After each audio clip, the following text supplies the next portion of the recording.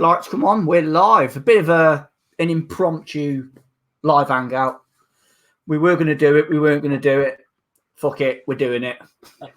Yeah, it's just going to be, we're not actually sort of like reviewing beers. We'll talk about the beers that we're drinking, obviously, but it's just a chill out sort of have a chat, talk about whatever really.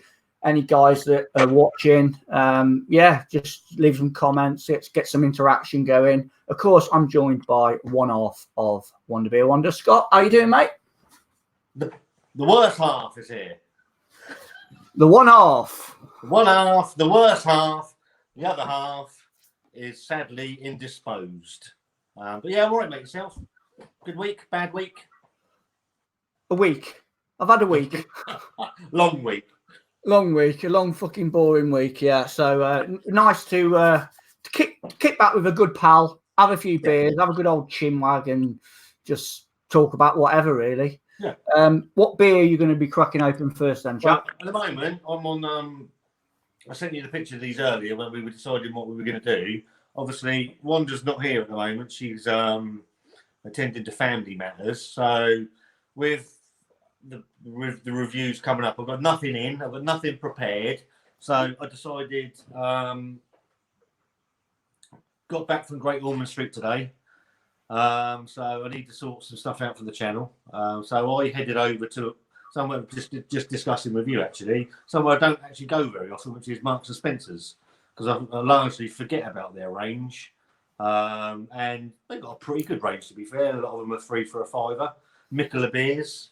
And they've got some of the sort of plain can stuff.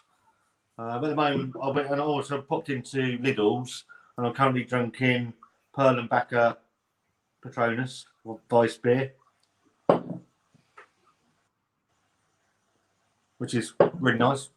£1, it's £1.50, £1.60 a bottle, something like that. Yeah, it's solid. It's a solid beer. I back in the summer and really appreciated it. Yeah. I'd say for the price, it's for the price, yeah, it's good. Yeah, it's right. So loads of banana, sort of quite cracker bread. It's really, really, really, really nice. Really enjoyed that. And then I've got this one from Oakham Ales, which is double hot Citra IPA. Oakham. Yeah. Oakham. Brewed exclusively for Marks and Spencer's, 5.9%. Yeah, I mean they're not badly priced cans of beer then on there, and there's a pretty good. They're all 3 for a £5 as well. So I think that their whole sort of 330ml range are all in that bracket. So at that price, you're going to sort of take your chances, isn't you? Yeah. And they're all. I mean, you got the Mikkeller beers, which I was saying to you about. I've not had any of the Mikkeller beers, so I've picked. I think I picked 3 of those up. And just 3 of the odds and sod ones. I think I can't remember what else I picked up, to be fair. But again, cheap and fairly good, a good price, really. Yeah. No, it's I mean, probably. I don't know what came first. Whether it was the Tesco's with their Mark 1 version of their craft beer release, or M&S, because I know M&S have always had beers before that, not like hype beers or anything, but just beers that you haven't seen before. I mean, they bought a load of Hardywood over from America. Yeah. The IPA, the core IPA that they do, and Pilsner.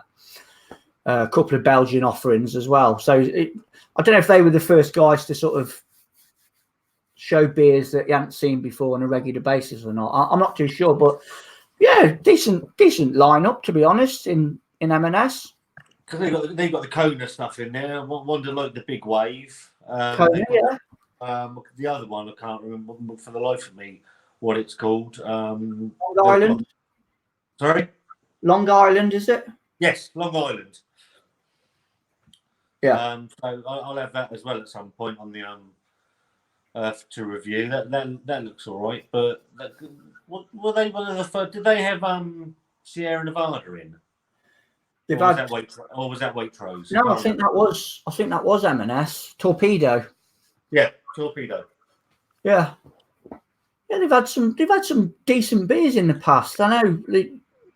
Maybe if they do it this year or not, I don't know. I haven't noticed it yet. But they normally bring out a 750 bottle from Meantime, and it's a variation of one of their porters. Yeah, and they kind of like barrel age it. I think last year it was done in port barrels, and the year before that it was done in sherry casks. Okay.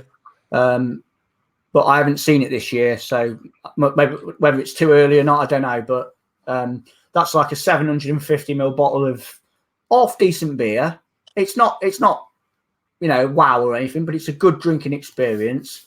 And it's about, I don't know, it's about £5 or £6 for the 750 bottle, cage cork and all that jazz on it. So yeah, just maybe keep a lookout for it. You might see it pop up. Don't know. I'm a sucker for a cage and a cork. Cage and a cork. But as I was saying to you off air, I always, we got the Marks and Spencer. It's only probably been there about, I think it was about February time. And I forget it's there. I'm going to go over there quite a lot, and I just forget about the place to be honest. But they just opened a B&M Bargains, a Lidl's, a Smiths, and everything over there. And I took the chance to go over there earlier, and I thought, I'll see what's it, and just to see what was in there really. And so I generally forget about their range.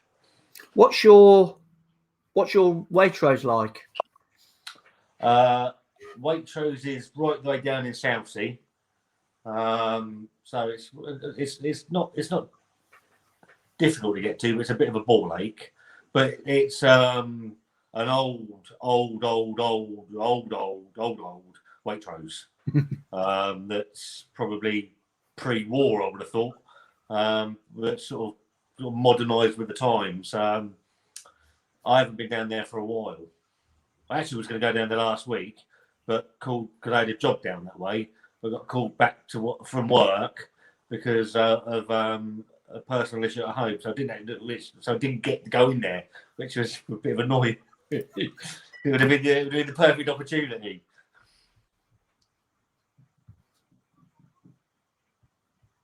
This isn't coming up on the bloody thing. This isn't.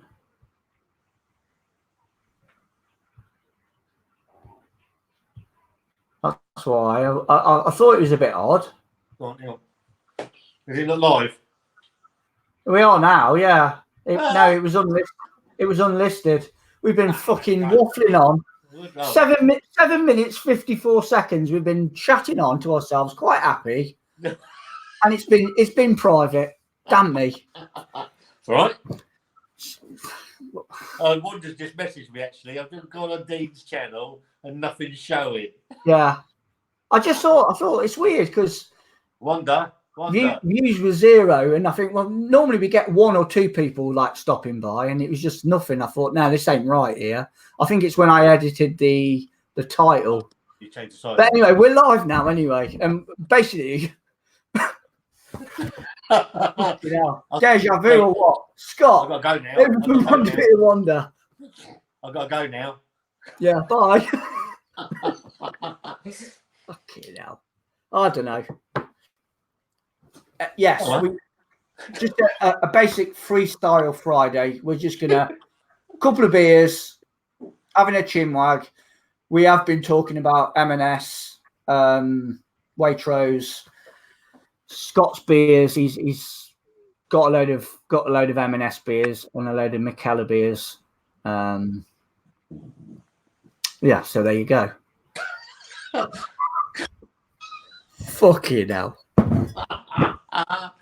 Oh dear. Never trust a Brummie. Fucking Brummie, what are you on about? I knew that would wind you up. Yeah. Right.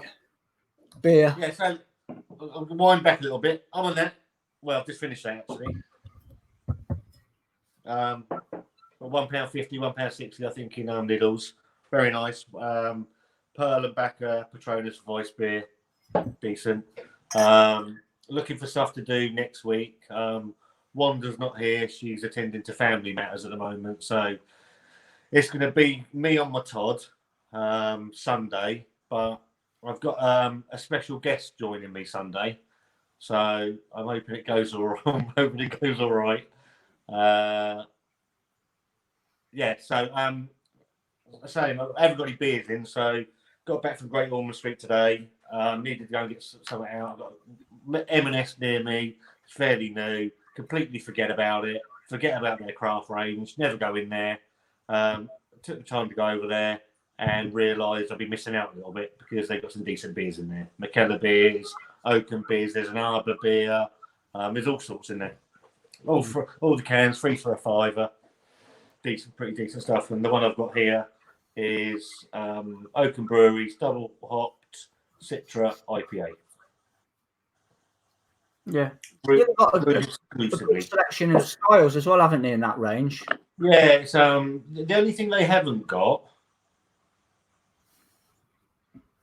is any decent stouts that I could see. What, in that range? Certainly over there. I couldn't see. I was looking for. I wanted sort of a mixture, so I picked up. Hang on, I've got them here on my iPad. Hang on. I've got. Yeah, so we were talking about the amusing name. So I've got stick a finger in the soil. I've got that one, which is the Oakham Ales. I've got Harbour Brewing's American Pale Ale. I can't see the can on that one. And I've got the McKellar's Hair in the Mailbox IPA, which is the one that will probably come out for the review on Sunday. But they've got all sorts, as we were saying before the button got pushed. Yeah, it's yeah, very, very sort of underrated, I suppose. M&S range at the moment, with obviously the hype of Waitrose, Tesco's, and Morrison's really pushing forward, which is great. It is great. I think M&S get labelled as the posh boys in town, don't they? And they obviously they are sort of slightly more upmarket. And I forget that's over there. To be fair, it's only been there about 6 months. There used to be one in the town centre, but I can't remember if that's there anymore. So it's just somewhere I don't normally stumble across, to be honest. Nice. I think it varies from town to town. Like a lot of supermarkets, we've had that problem before, haven't we? With Morrison's Newer World. Yes. You found it hard to get hold of, didn't you? Well, we've got 2 Morrisons in Portsmouth. I've got one that's probably a mile away from me. They had a load of them. They had it, to be fair. Excuse me. When the promotion came out, they had most of the stuff, and I didn't take the opportunity to pick it up because obviously I picked up it. It's great up north. The wildebeest, rapscallion, all these other bits and pieces that caught my eye. And by the time that I got round to wanting to get hold of Newer World, they sold out. The other one over there had nothing. It never took on any of the promotional range at all. But then about 2 weeks ago, a bit longer than that, three weeks ago, there's another one about 6-7 miles away. Wonda was doing something, so I popped up there, and they had everything. Hey, here she is. Hope everything's well, Wanda. Yeah. Yeah. Again, you didn't have a problem getting lost cosmonauts, do you? You found that relatively easy to get hold of. On I can't remember what night it was now. I came home, and I thought, right, I'll pop to Tesco's quick, and I picked it. I think I sent you the picture. So you go to Tesco's. What beer would I like? So in Tesco's they had Lost Cosmonauts, Brewdog, and Cloudwater, and Nipa, and Love and Hate. And I'm like, no, I'll have all of them. Why not? So I bought one of each. So, but I've never had problem. To begin with, I did. I miss you too. You don't know the struggle I'm going to have with my beer review, Wonda.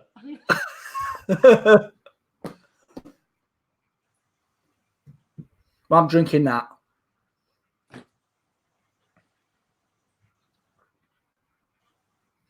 And it's really, really nice, actually. I do like it. It's been a long time since I've had it, and I'm enjoying it. Lovely and milk. Dean's into his fullers at the moment, Wonda. Yeah, that's. We'll have to go back to the I know things conspired against us to go back to the Alchemy and the Fuller's Imperial at some point, because I've still got them. Although I haven't, I drunk them. But yeah, they were decent. Yeah, no, I have got them in the cupboard. I was going to keep them for Christmas, but yeah, I'll pop them open and we can do a live on them one day. We'll do the live closer to Christmas then. Yeah, I think there's plenty of beers that we can get and do for a live. That's not a problem at all.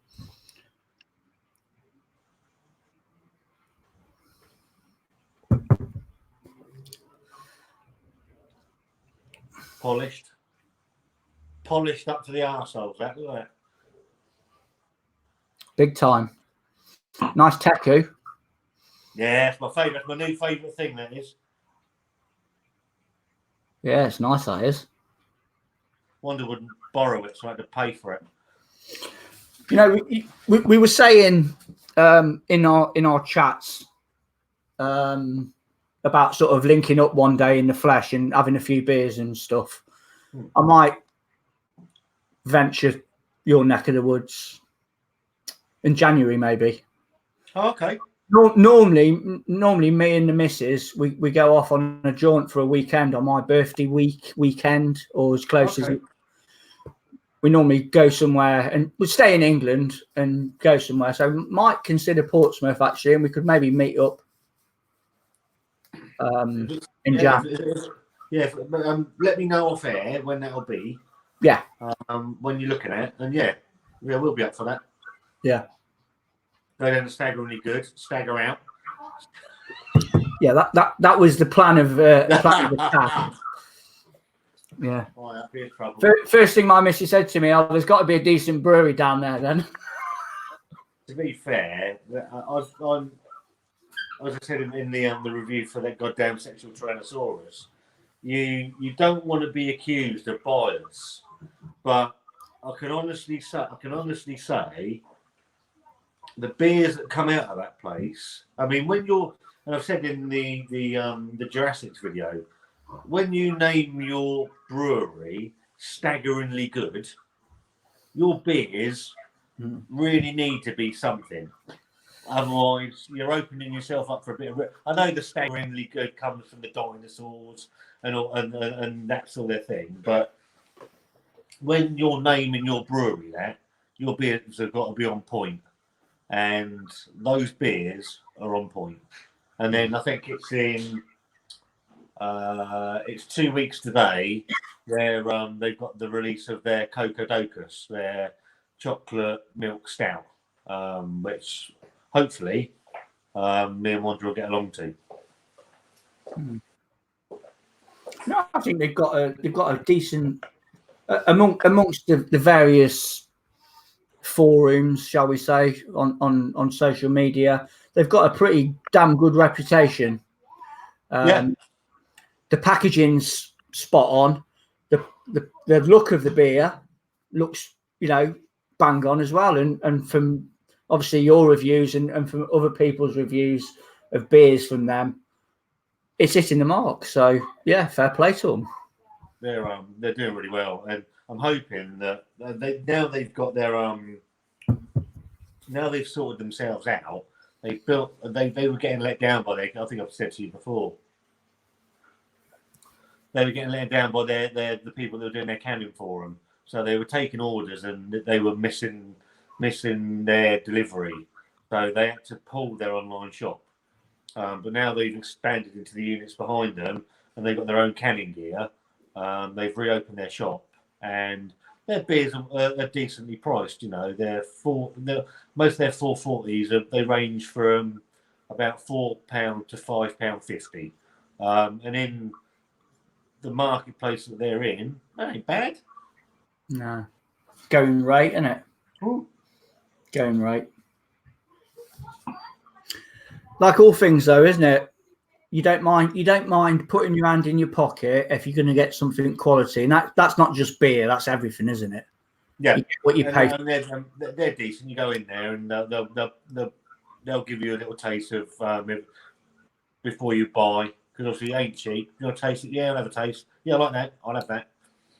Yeah, shame you can't do that in a bottle shop, isn't it? Just open a can of beer and think, well, I'll drink it, but I'm not going to pay for it because I don't really like it. It would make it a damn sight easier, because it's a little bit like fucking Russian roulette, isn't it?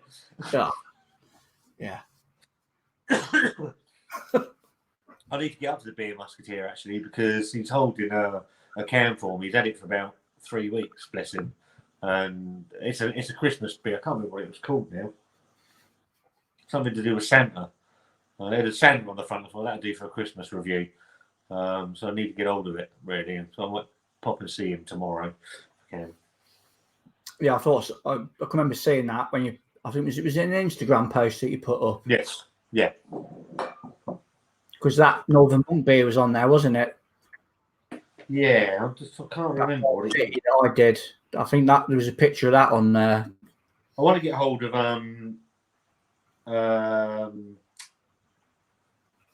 that one that Jonathan did, the snowball one, snowball IPA from Tiny Rebel. Welcome to the party, pal. Because I saw Stuart Picard's on gallivanting around Wales at the moment, isn't he? Oh, he's on one of his ale trails, is he? Yeah, and he put up about welcome to the party, pal, and he said he found it difficult. He found it difficult. He found the beer difficult. So I'm quite interested in that now, to be fair. They've come on leaps and bounds, though, haven't they? Tiny Rebel over the past sort of couple of years. They're shot up. What I like about Tiny Rebel is we go back to the that's the one.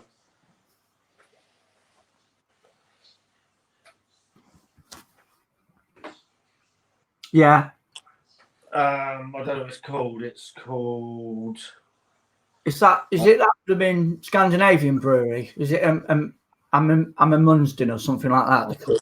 A Munsden, yeah. Right. Choco Shake Stout, Super Sampler. Probably be awful. Give it a Won't get tobacco. Keep it festive. Yeah, absolutely. Right, let's just crack on with the comments, because Wanda seems to be going hell for leather on the comments. She's got nothing to do. Yes, you do.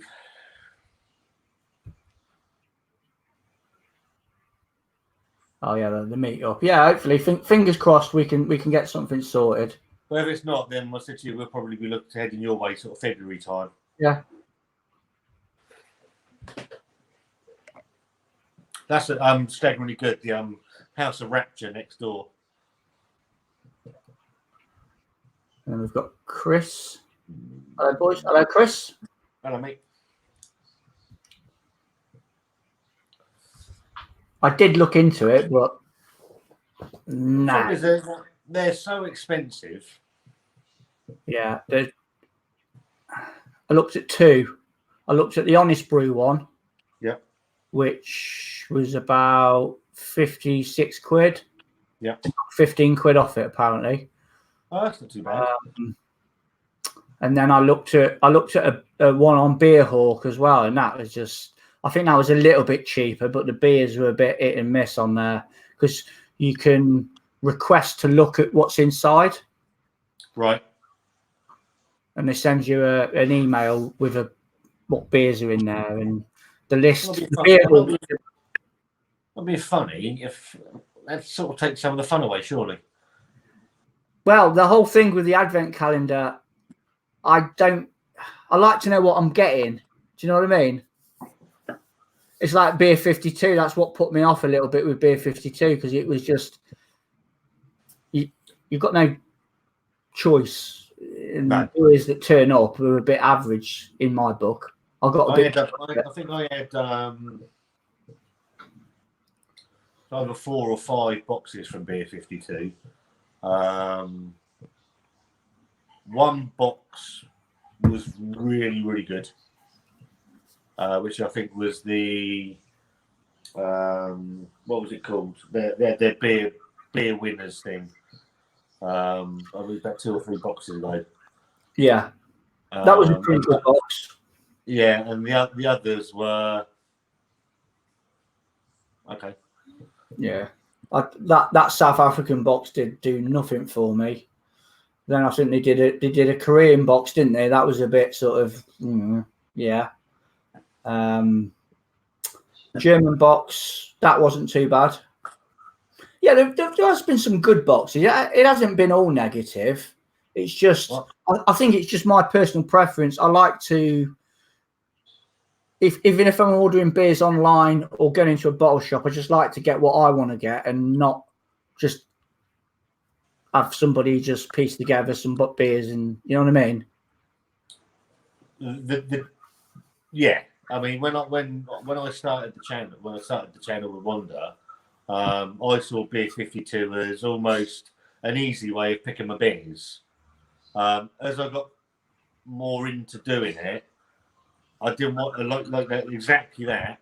I didn't want someone picking my beers for me. I want to pick the stuff I do. Yeah, and that's part of the fun, is to go to these places. I'll have and then pick it up 3 or 4 times. No, I won't have it. I'll have and then you end up with fucking just armfuls of shit you didn't want in the first place. Yeah.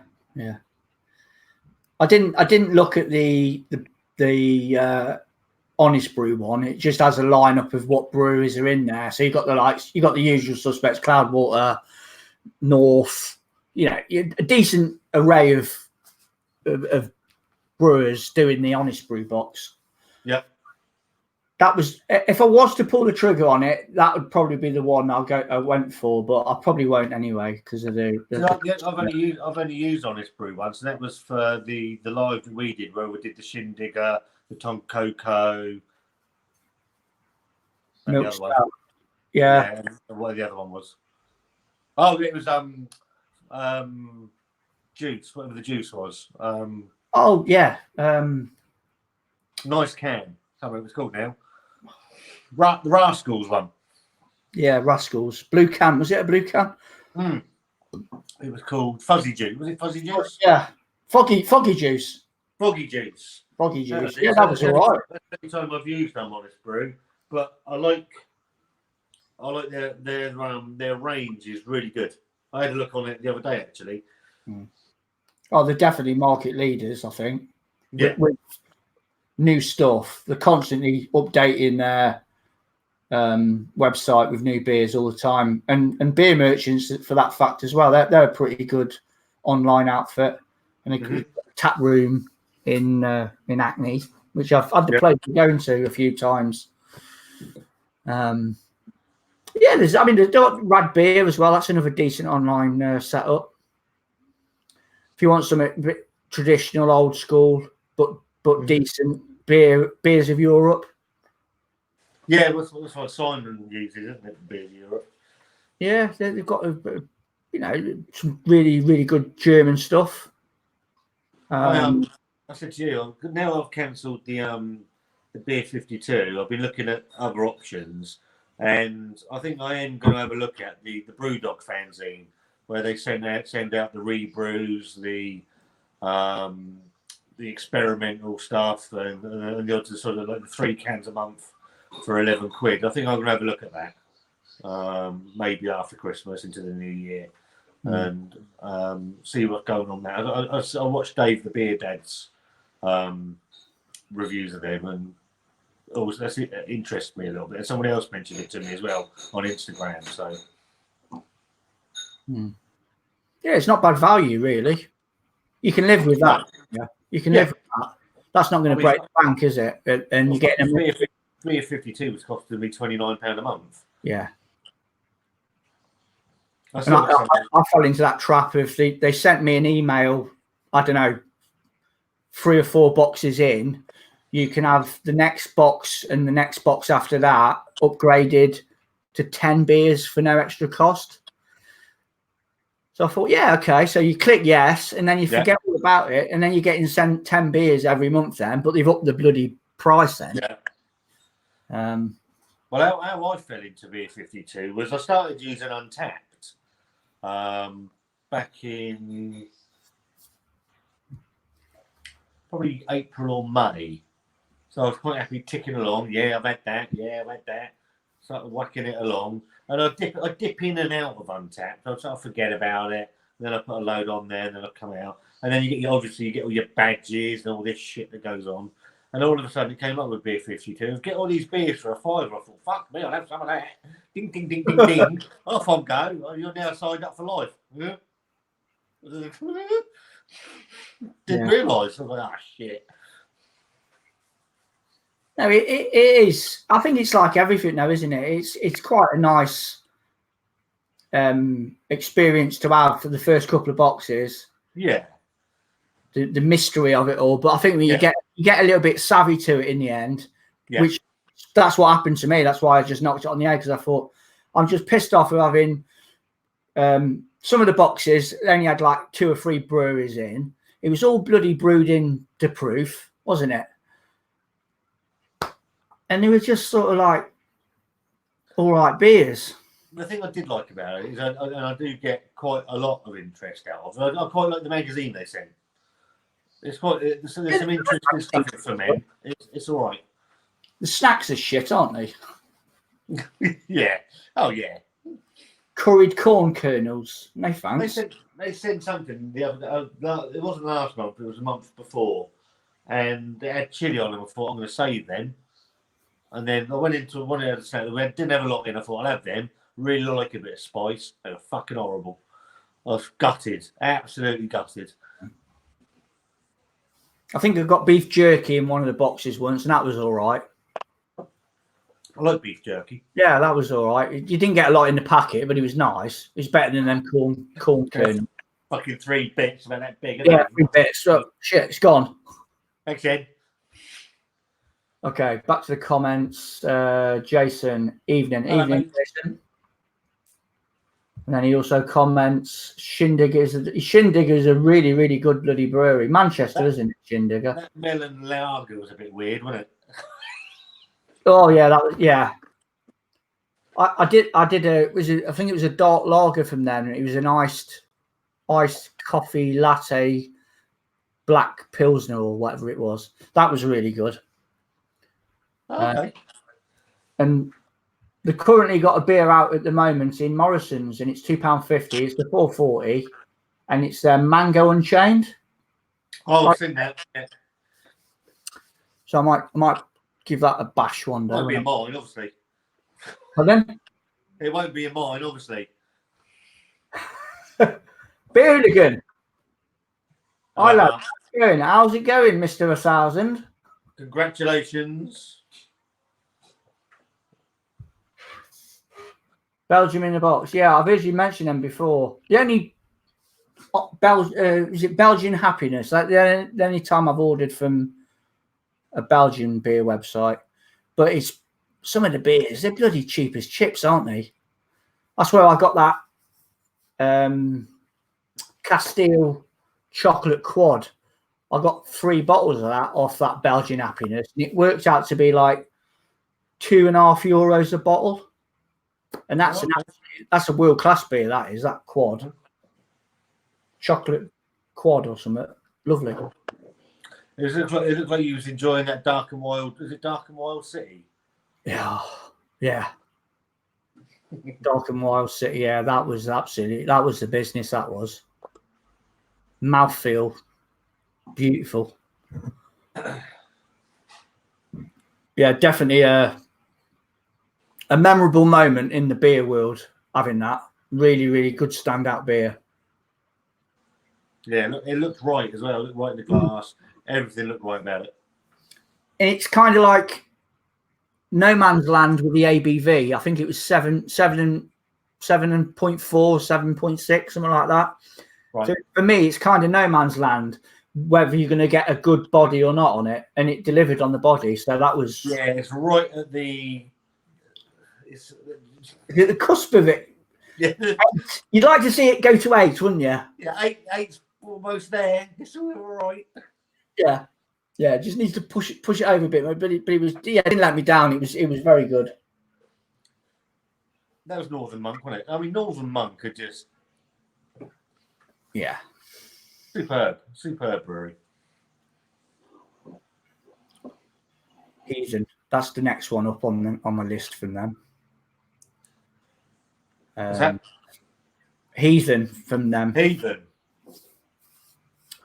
Yeah, I've never had the pleasure of trying that yet, so I'm going to look out for that. Jason comments, I've stopped drinking Brewdog. They were good, but now they are shite. For me, Brewdog are like that. They're dark stuff. Oh, yeah. And I mean, you'll struggle to find a better brewery for their dark beers. That's what Brewdog are all about to me. Yeah. Imperial stouts. Anything if it's got Imperial Stout written on a Brewdog beer, 9 times out of 10 it's going to be bloody good. It's going to hit the mark. Some of the overworked stuff is good. It's this seasonal core stuff that they bring out is a bit. I'm a sucker for Funk X Punk. I fucking love Funk X Punk. It's I know it's a Marmite beer that it'll divide people, but for me, it's a fantastic beer.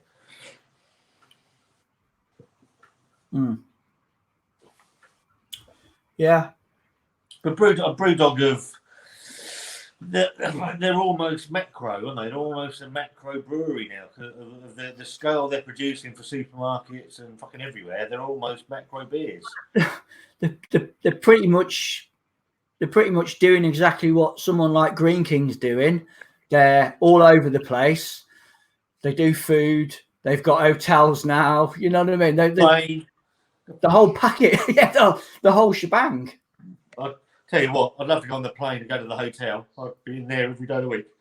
Yeah. Columbus, Ohio. Yeah. And they've opened up. Is it Melbourne or Sydney in Australia? I always forget where. But I know they've got an operation going in Australia.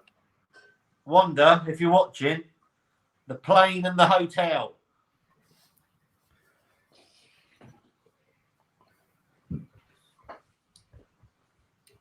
Backwards Billy. Cheers, guys. Cheers to you, buddy. And then Chris comments, supermarket waves. Does anyone know where waves stop and start? Always worried. It's like a lottery.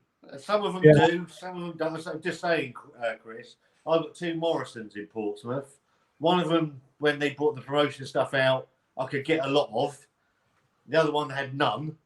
And then none of them have got any of it because obviously the promotion stopped and they've weaned some into their range, obviously. But then I can go to the one 6 miles away and their fucking shelves are full of it's great up north, newer world. It's a fucking nightmare. Absolute nightmare. Dean can't get lost cosmonauts. He thinks it's like the Yeti. He knows it exists, but no one ever sees it. No, I have to go to Stafford to get that. That's the only Tesco I've seen it in. When I go and visit me old man, I pop into the Tesco Extra there, and it's in there without a doubt. It's in there, so I always get a couple of cans now, and it's just a nightmare. I don't. Especially with Tesco and their bloody distribution fucking links, you think it'd be a piece of piss, wouldn't you? Yeah, but they seem to be the worst. Yeah, and I know the second lot of beers that came out from Tesco with the milk stout. August, in August. There was another stout out, wasn't there? A donut one. Yeah. Never ever seen it about.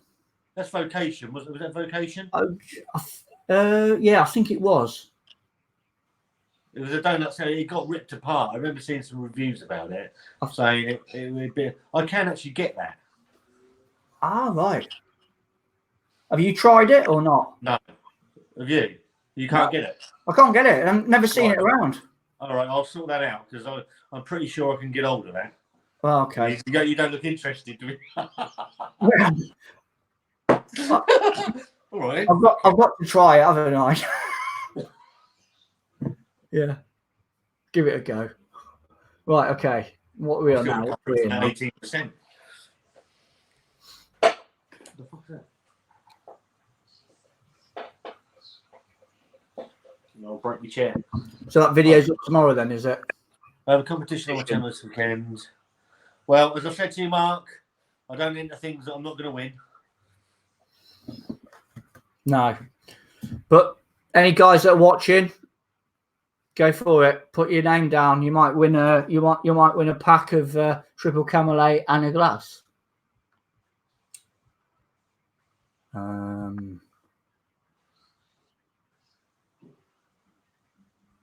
9% would be. It might even be more than 9%. Actually, it might be 10.5%. It's the Castile. It's the chocolate quad. It might be 10, but it don't drink like 10 anyway. It's like hot chocolate, lovely.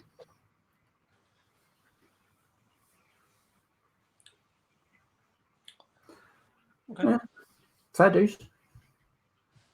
Wonda? Right, Wonda, listen up. The Brewdog Plane and Hotel. And just in case you didn't hear it, the Brewdog Plane and Hotel. Oh, you didn't mention that. Sorry. I'm deaf and blind, like my nan.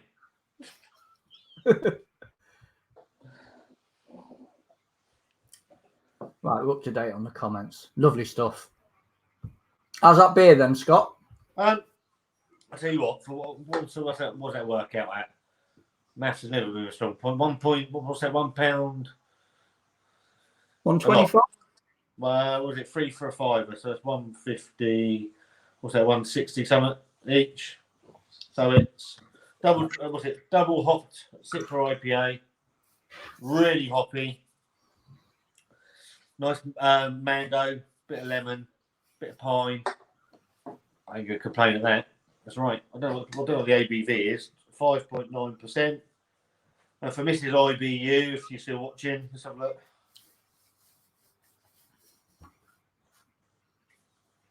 Wonder, it doesn't say the IBU sweetheart, but it's quite bitter on the back end, so I'm guessing you wouldn't like it.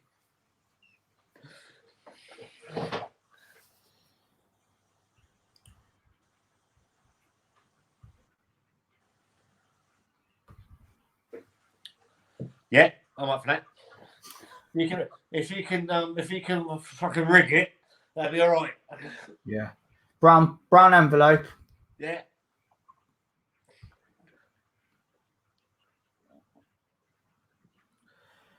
I'll tell you what. I bet I'm not far from that actually. That's spouting beer, that is. I think. What was I going to say? I was going to say that's the best beer in Morrison's, but then you've got Wildebeest. That went like bloody hotcakes, though, didn't it? Mm. I had two of those. I had one before I reviewed it, and then I had the review bottle. And I wish I'd picked more up because that Wildebeest at £2.50 a bottle for 11% stout. I think it was 11, wasn't it? Yeah. It was fucking phenomenal. Absolutely phenomenal. Well, I picked it up when it was released. Reviewed one and then drank one at my leisure, and then I was going to go back and get a couple more just to age and forget about. Gone. But there was still some great up north hanging around in Newer World, so that seems to be clinging on. Certainly when I went up to the one in Waterlooville, they had trays of Great Up North and Newer World actually on the shelves. So whether they're excess stock, which can't believe they'd be excess stock, or they're going to slowly, or they're just putting them into bigger stores. I don't know. I don't know the answer to that. Yeah. I just hope they keep it going though with like. Well, if you look at this year, Dean, you look at some of the beers that have made their ways into supermarkets. You've got Brewdog and Cloudwater, Magic Rock. Magic Rock, and then you look at it's Great Up North, Wildebeest, Newer World. Yeah. I mean, some of those beers, for the price range, they're astonishing. Yeah, absolutely astonishing. The second Tesco wave of beers knocked spots off the first lot, I think. Yeah. There was some right stinkers in that first lot, weren't there? That dance juice, you know. I mean, I did. I had a can of dance juice in my hand. I think it was over last week, or the week before last, because they've changed the wrap as well, haven't they? So they've changed the wrap, and I believe they've changed the brew on it as well. So I am going to go back. I never reviewed dance juice because it was last year, or before I started. I can't remember what it was. And I remember it was last year, and I had it, and it was fucking minging. It was just the alcohol burnout that was horrendous. Yeah. I think Craig Camp Beer Reviews. I think he reviewed he did a live.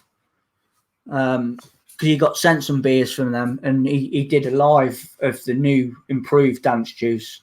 Right. I'm pretty sure he did, and he quite liked it. You know, from what I recall, it was a damn sight better than the look as well. It looked different because it was supposed to be a New England IPA, and it wasn't. It was fucking clear as a bell, wasn't it? The first batch. It was horrendous, then. You took your first sip of it, and I think it's about 7.2% or something like that, isn't it? It's It was just all alcohol. It was horrendous. How that got past their quality control. Oh yeah. Well, a couple of these breweries got shafted though, didn't they, with this Tesco deal and stuff? Yeah. Lost a lot of money on it. A few of them. Yeah, they did. The trouble with Tesco. They lost a hell of a lot of money through it. They did with that link up with Op Stuff. Okay, Mr. Ronald, how you doing, buddy? Hello, guys. I'm at work till midnight, then beer o'clock. You have a few, mate. When you finish, I don't blame you. Top man he is. I like him.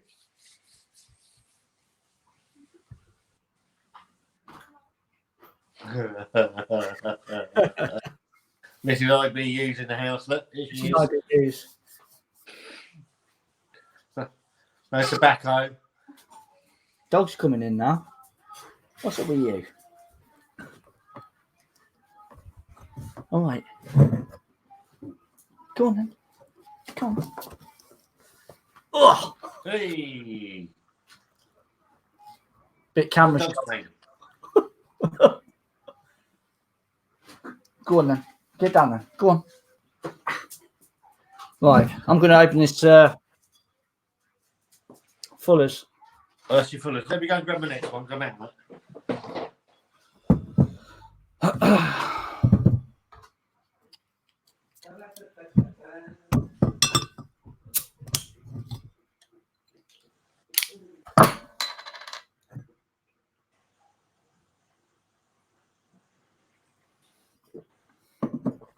No complaints with that whatsoever. If you want a cheap, half-decent milk stout, no issues with that. Wonda's still recovering from the 18. Wonda's still recovering from the 18%. The OJ poison. Have you seen Harry's video? I haven't watched that yet. No, he did the 18, didn't he? As well. Mate, I was in the hospital when I was watching it, and I'm sorry. It was just fucking. I was in tears. I had to send him. I sent him a message saying, "You know what? You've You actually cheered me up. It was hilarious. Actually hilarious. No, I'll do, like I say, I'll do that 8.5 with you, but that's where I draw the line, I think. Yeah. Strangely, the 16% smelt worse than the 18. I'm not sure it tasted any worse because the 18 was fucking horrendous. The decking's gone. Yeah, get out. Yeah. Cease. Get out of my glass. Well, mine almost threw it over my phone. I've even had them with the Brewdog bars are 10 a penny. We've got a Fierce beer opening. Fierce beer, yeah. That's I've had a couple of beers from them before. Yeah, the Hefeweizen, didn't you? That was a collab one. Yeah, it's been a collab one with somebody. But good stuff. Paul's beer reviews. Hello, Paul. Hello, Paul. We'll have to get him on here one day. He's Yeah. a guy that I want to sort of like have a good chinwag with as well. Yeah. Hope you're doing well, Paul. What you supping on tonight?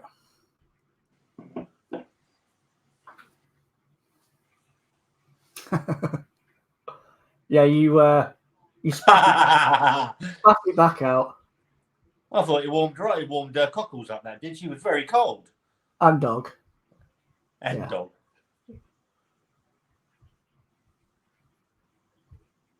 Right, okay. Black Cab Stout. Right, so what was going to have? Oh, hang on. The Santa beer. What? The Santa beer they've got with the beer the beer musketeer down in Pompey. Yeah. That's a Munston brewery, yeah? Yeah. Is it Norway or Sweden? I can't remember. Well, this one from Yeah, same. Same brewery, Everyday Hero, New World IPA. I didn't realise that. Just got it out of the fridge. So that was from Marks and Spencer's. Again, 3 for a £5. Is it Sweden or is it Norway? Can't see because my eyes are crap. Hang on, we're going to have to photograph it and have a look.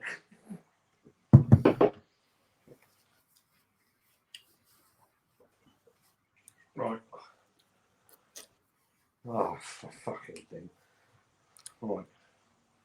So crap my eyes are these days. I'll tell you what, 44 years old ain't doing nothing for me.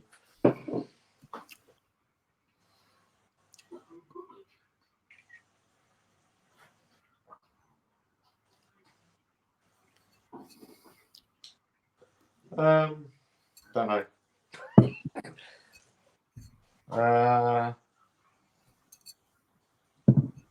Our city, something else. What I hate about some of these is they make it so unreadable because they put a colour against a colour you can't bloody read. Don't know. Yeah, it'll be one of the two. Let's Google them.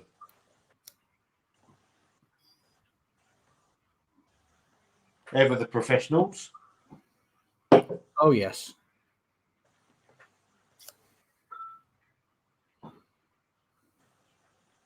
Norway. Beat me to it. Yeah, Norway. Oslo, Norway. So, what's that? 4.7%. Wonda. There's no IBUs. I can't tell you what they are. IBUs, yeah, there's no IBUs in the Black Cab Stout, I don't think. What percentage is it? What ABV is it? You what, mate? What ABV is it? That's 4.5%, actually. I didn't know that. Okay. It's all right, actually. It's not bad. I think I know that's a traditional stout, and this is a milk stout, but I think I prefer the Guinness a little bit more, actually. It's just that creaminess. Sees it along a little bit more.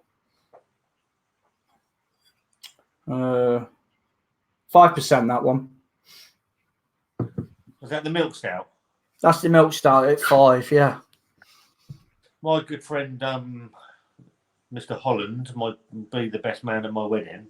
We popped into Tesco's and I was looking at the beer. He was taking the piss out of me. Oh, you're looking at the fucking beers. I've come out with a sandwich. He's come out with 6 of them. That's decent. I know they get a bit of a ribbon, don't they, Guinness? But I think they make some half decent stuff. I think it's you can look too closely at all this, can't you? You can either take it for what it is, or you can, like, on that one of those fucking forums on Facebook, the elitist snobs. Oh, fuck yeah! That just, you know what? It's a beer at the end of the day. Ain't gonna change the world. No, and so you don't agree with me. All right. Yeah, it's not. It's serving its purpose for what it is now. I'm having a chat with a mate. We've got interaction coming in, and it's just I'm just having a drink like you would at a pub. Yeah. You don't need to sort of like dig too deep into it. Sometimes it's nice to just switch off and have a beer with a mate. You know. It's no different to being at the. I was talking to Wonda about this. It's no different to meeting at the pub. Have a bit of a giggle, have a chat, have other people. All right, mate. How are you? Yeah, all right. Yeah, what are you drinking? Oh, yeah, all right. You want it? Yeah, all right. That's how I see it. It's just that you live fucking, I don't know, about an hour and a half away, or hour and 45 minutes, and it's a way of interacting. Yeah, I think it's lovely. I really do. We all need. You come across people, as we said before, you would never meet. Never meet them. No, it's just the beauty of beer, though, isn't it?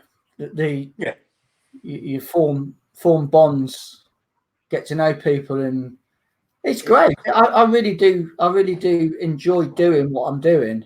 Yeah. I think when the day comes where I can't be bothered to turn the camera on to review a beer, then you call it a day. But at the moment, I do kind of get a little bit G'd up about certain beers, thinking, well, I'm really excited to turn the camera on and open this beer up and see what I'm in for, you know. And then other times it's you sort of depending on what emotions. Yeah, depending on what brewery it is, you sort of think, I'm just going to get a middle of the road experience in this beer, but I still want to share it. Yeah, because there might be people out there that really love it. Yeah. See,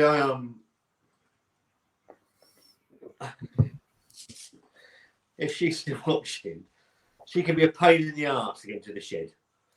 She can, and obviously at the moment it's fucking cold.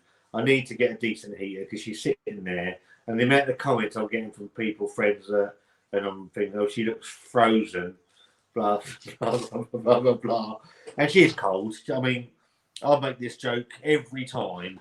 You could put Wanda in a kiln at about 1,000,000 degrees, and she'd sit there with a coat on because she'd be a bit chilly. But I personally, I get a lot of enjoyment. I don't know if she does, but I get a lot of enjoyment of going to sit in the shed for, I don't know, half hour, review a couple of beers, we have a giggle, we have a bit of a laugh, and I enjoy that. I enjoy my time sitting in there with Wanda. It's great, and do you know what? She's such a good sport. I mean, like the 18% beer, she didn't want to do it. She was adamant she's not going to do it. No, and she'll do it. And she'll sit there, and she hates. People don't understand. Wanda hates being filmed, right? Where she is at the moment, I mean, I've got an iPhone. Wanda's got an iPhone. She won't FaceTime. She won't do anything. Where she is at the moment, to keep in contact with her, I've said to her, because I don't know when she's coming home, to FaceTime so we could see each other and we could interact. She didn't want to do that either. She doesn't like being filmed. So for her to sit in front of a camera and basically have me take the piss out of her for 12 minutes it's not fun. And then I'm expecting her to sit and do fucking food reviews as well. She's great, mate. She is great. She's fucking amazing. What a lovely lady. Bonkers. Fair play to you. Any good, Paul? Are you enjoying it? Paul, is that out of the Beer 52 box?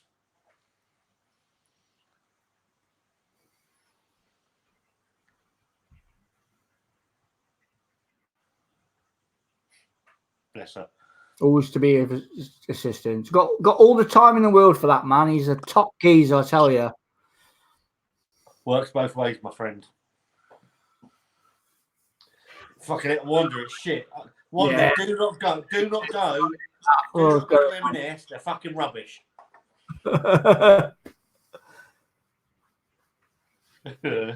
She's like Mr. Stay Puffed out of fucking Ghostbusters.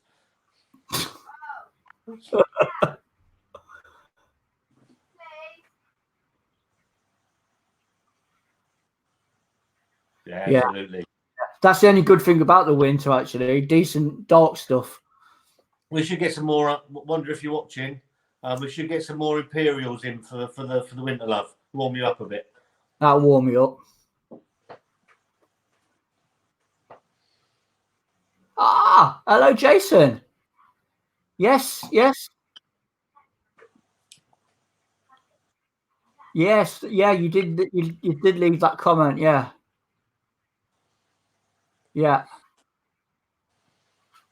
I'll probably have to go on Thornbridge's website to have a look at that because I've never seen it around other than that. But yeah, thanks for your comments anyway.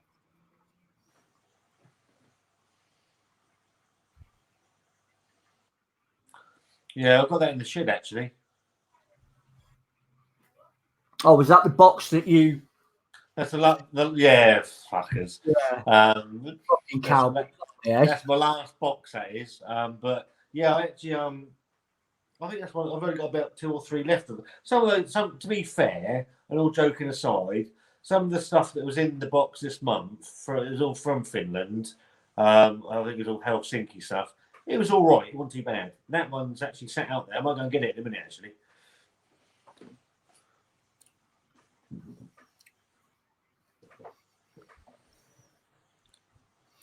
So, Paul, while you're watching, I hope you're still watching, mate. What's been your standout box from Beer 52 from the ones that you've had over your time? Mother shit. Mother shit.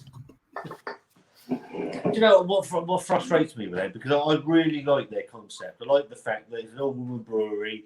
They're doing something different. And that was horrible. Yeah. Poor beer that was. Yeah. It's quite funny because before I started doing the beer reviews, I had a couple of Brute IPAs. And I think we agree on this. It's a style I can't get on with. No. It's just too dry. I want an IPA to be juicy, hoppy. I want it nicely balanced, and that's just all about the dryness. And I can't get on with it. And I had a couple, and I thought it's all right. And then the one that destroyed it for me was Solar Wind. Vocation. Yeah. Yeah. It was just horrible. Bone dry, wasn't it? It was like drinking sand. It was just, it just sucked everything out of your mouth, and you were like parched. That's what I got from it.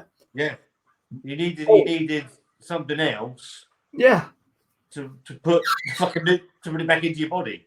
There was nothing to balance out that dryness from it, and it just sucked everything out of your bloody palate. Really confusing style. They had a stout. There was a stout in there. I think we did. They did a stout.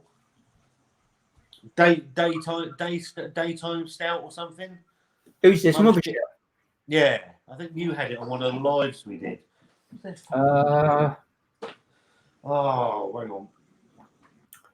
And it was all right. But it was nothing special. Paul comments, don't start with Mothership. Yeah. Not a fan.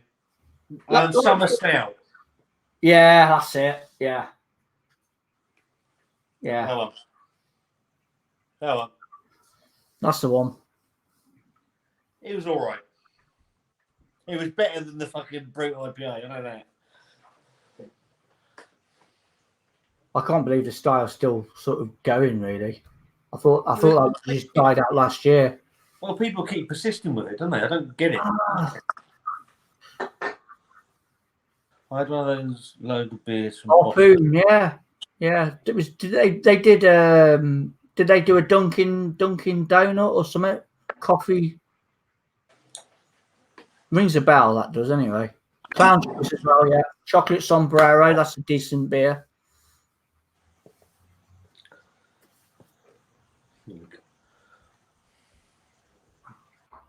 Tesco. Great. How you doing, buddy? Hello, mate. Hope you're doing well, mate. What are you supping on, chap? Tesco stouts. Just trying to find out what that donut one's called in Tesco's. I'm sure it was a location. I'm sure Jonathan's reviewed that. He could. I love Jonathan. And I don't think he liked it. I've got this new thing with Jonathan where I did. He's one of the ones that I sort of catch up with, and I didn't realise he does live reviews on a Saturday. And obviously, with him being a Southampton fan and me being in Portsmouth, and then I think it was after they lost 9-0 to Leicester.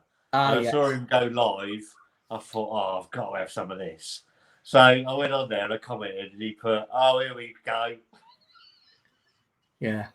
And from then on in, he's a top man. I really like him. It's good.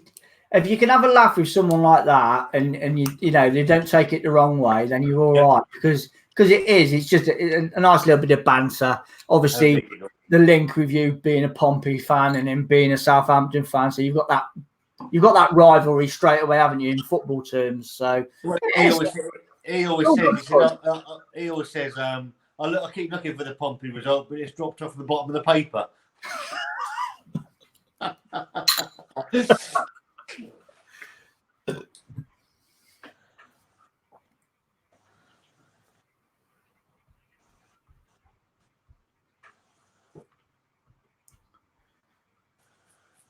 Oh, I don't know what the fuck I've done on my phone here. Hang on. I do apologise. What's happening? Well done. Oh, there we go. It's me dicking around again. What's that? What's she going on about now? She's praising you up, mate. She's praising you up. She's obviously on her mind-bending drugs again, isn't she? Magic mushrooms. Yeah. Scott is a good man, and I'm very lucky. Well done, Mr. Sorry. I'll put it back up, mate. Sorry. I wouldn't have got through the recent. Yeah, you're worth every minute of it, Wonda. Every minute. Yeah, that's the one. Dunkin' Donut. Nothing yet. Will be about 9:30. Fair play.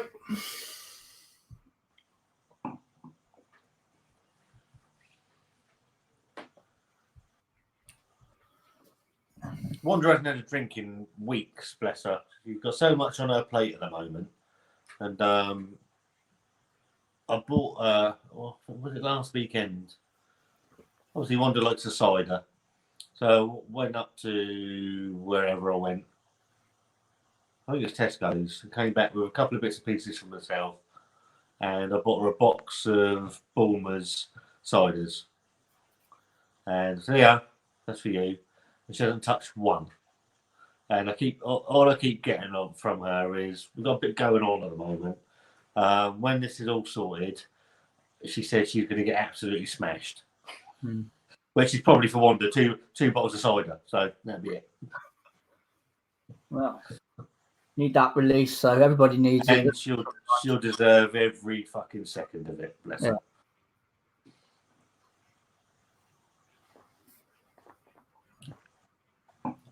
I'm missing her at the moment because I'm missing her snoring at night.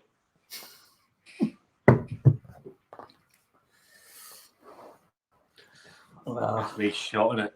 That's the wedding off. That's it. Yeah. Game over.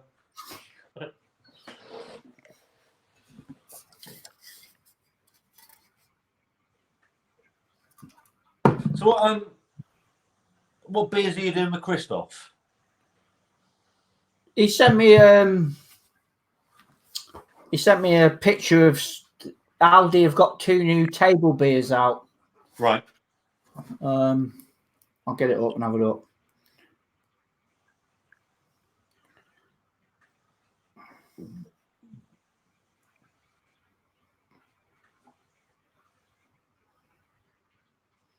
Try and find it.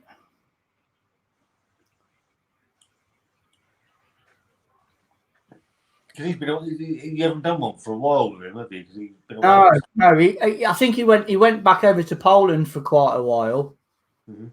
He did message me saying that he wouldn't be able to do anything for a while because he was going back home, visiting people and stuff. Because he lives up Newcastle way, doesn't he? He does, yeah. Gateshead. You probably ain't going to see it. Not with my eyes. No. So it's basically two Brasserie de Nord table beers. £3 each. They look like big bottles, but they're probably not. But they look like 750s. That's all I know, really. And I haven't managed to get hold of them yet. So I'm hoping my local Aldi will stock them. If not, I won't be able to do anything with him. Which is a shame because it's one of them things he can get. He sent me pictures of beers before, and I've sent him pictures, and he's none the wiser, and I'm none the wiser. It can be unless when the supermarkets are concerned, it's just it is a ball ache. When you when you try and arrange things, it's a nightmare. I mean, obviously tonight it's just whatever you've got in, we'll go with. It don't matter. And we'll just have a chin wag. But if you're looking to actually pinpoint things and review things, it can be a fucking nightmare. It can, yeah. Baffling. It really is baffling. One of the complications of life, that is. I know I hate being filmed, but I do have a laugh with Scott. Trying the beers is nice. Yeah, that's it. And you're a good sport, Wonda, to be fair, because you get on my fucking nerves in those videos. Her favourite video is It's New World, where I finally lose the plot with her and sort of. Oh, is that where you start huffing and puffing over the table? Huffing and puffing and slam the can down on the table. I can't remember. She done about the sun. The sun keeps shining in her eyes. And then she's done that. Absolute corkers. You really have. You've done some absolute corkers. The chemistry between you two, just the banter, you know. Yeah. It's fucking quality, mate. It's gold, pure gold. Fucking Jason, just drinking a 6 Point Brewing resin IPA from the local freezer shop. 2 for $1.20. Whoa. 6 Point, yeah. They're like in the Red Bull style cans, aren't they? I think they do that. They do that in Wetherspoons, don't they? Yeah, spoon stuck it. Yeah. I don't know if it's the resin that they do. Yeah, they do a few varieties from 6 Point. I've not had that.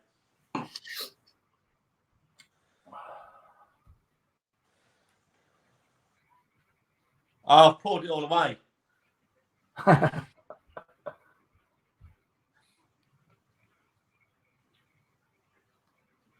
Okay. Yeah, I need to pop down mine and hopefully they've got a few in there. See, Are they big 750 bottles? I always forget about all these. There's one just over here, to be fair, but I don't go in it. The reason I don't go in it is I fucking cannot abide their queuing system. It does my fucking tree in. I like the checkout people. They're just like that, aren't they? They're just fucking lobbing it. Yeah. Like, 47 quid. The fuck? All your fucking shopping's on the floor. You haven't had time to bag it. It's all on the floor, it's hitting the windows, it's fucking hitting people as it goes past. Fucking nightmare. Isn't it? It's like it should be a fucking Olympic sport. Yeah. You have to do so many an hour, don't they, or something? Yeah. But then the queuing, you queue up the fucking aisles, you got one cunt on the one on the checkout. It's like, oh, come on. Busy. It's a bit of a pain in the arse, I must admit. That's why I like Lidl's, because we got the scan your own stuff. Where's that, Lidl? Yeah. Oh, I didn't know they did that. Our one up here. We got one in walking distance. It's got scan your own checkouts. So I'll stick things in my pockets. I'm in my coat. Poacher's coat on, yeah. I'll stick to my Wanda's bag. Oh, that's the New World one. Are you all right? Yeah, fucking, no, I'm not all right, fucker.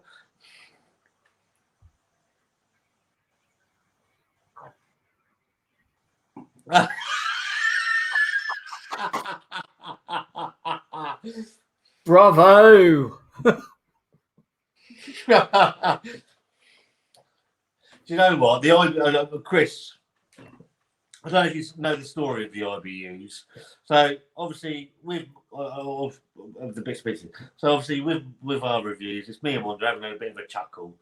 Wonda is not interested in beer.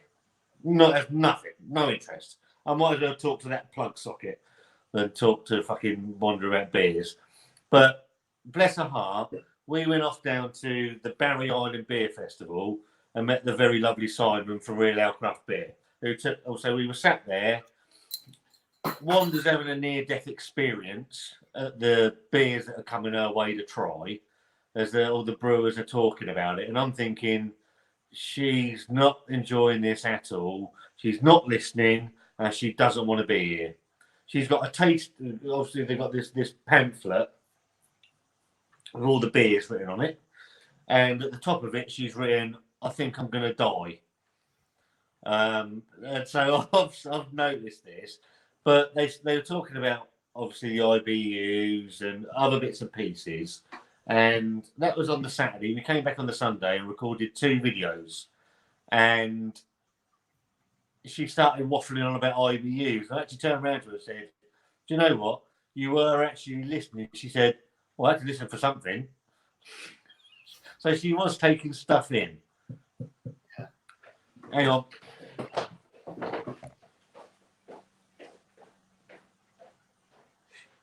I doubt it very much. And Jason then comments 750s. Yeah, cheers, Jay. That's pretty good value then, isn't it? Three quid for a 750ml bottle of beer. I really do hope I'll stock it now, because that's like sort of Leffe prices, isn't it? Really, for the amount of beer that you're getting. I'm having a rough guess, as it's a sweet cider. The chances of it having IBUs on her, Big fat zero, are fairly slim. Bob Open, no open. Bob Ope's dead. So let's have a look.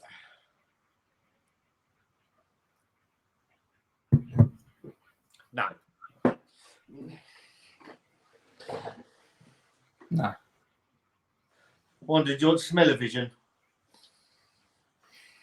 What's that? Is that the red berries? Yeah.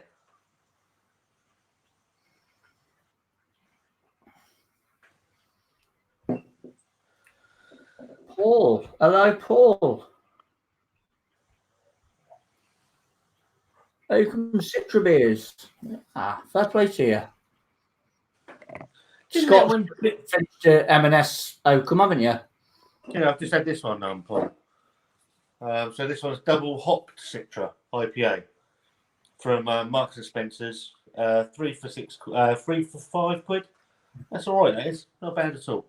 I didn't Oakham Citra. And I might be wrong on this. Didn't this win Beer of the Year or something somewhere? Maybe many moons ago. How? Yeah, it's like the other one as well. The is it the Devil, Green Devil, is it, or something like that? Green Devil. That I think that was back in its day was a pretty decent beer. But brew is, I think brew is like that. It's a bit hard to sort of like keep up with the pace of things. They're on the hide into nothing, aren't they? That's the trouble. Yeah, a lot of the breweries though of that ilk have tried to evolve. Some have made it, and some haven't really. Yeah. Thornbridge have gone through a bit of a revamp with branding now. Yeah. But I think their biggest downfall, even to this day, is downsizing from 500s to 330s. I just don't understand that. Just keep it 500s and just put the price up a little bit. Yeah. They've what they've done is that they've appealed to the common denominator, haven't they? Really, and they've gone for obviously their biggest outlet now is probably the supermarket. Is supermarket stuff, so they followed the trend. I still drink Thornbridge. I've still got a soft spot for the brewery. It's just I don't know. I knew that they made 500s when I was getting into beer, and I really enjoyed some of their offerings. And then it 330. It just I don't know. It just doesn't last 5 minutes, does it? 330. Some pain in the arse, really. But when you drink a 330, you've got this perception that you think I had that, and then like 10 minutes later you're like, okay, no one then. Yeah. And then before you know it, I'd like to have a drink in my hand that I know is going to last me a little bit longer. I mean, back in the summer, a typical example there, Thornbridge, their Lucas, their lager, 330 again. Baking hot day, you come home from work, you got a thirst on, whoosh, it's gone. It's fucking, you've downed it. 330 gone. If it was a 500, you'd get halfway down and then you'd come up for air and you've got a little bit left to just a little bit of a break. Enjoy it a little bit more and keep that experience going a little bit longer. It's an interesting subject, that, because getting an enjoyment out of a beer, and then you look at what Wonda Beyond have started to do. So they're brewing 250ml cans now. And I know they're Imperial Stout, and I get that, and the other bits and pieces.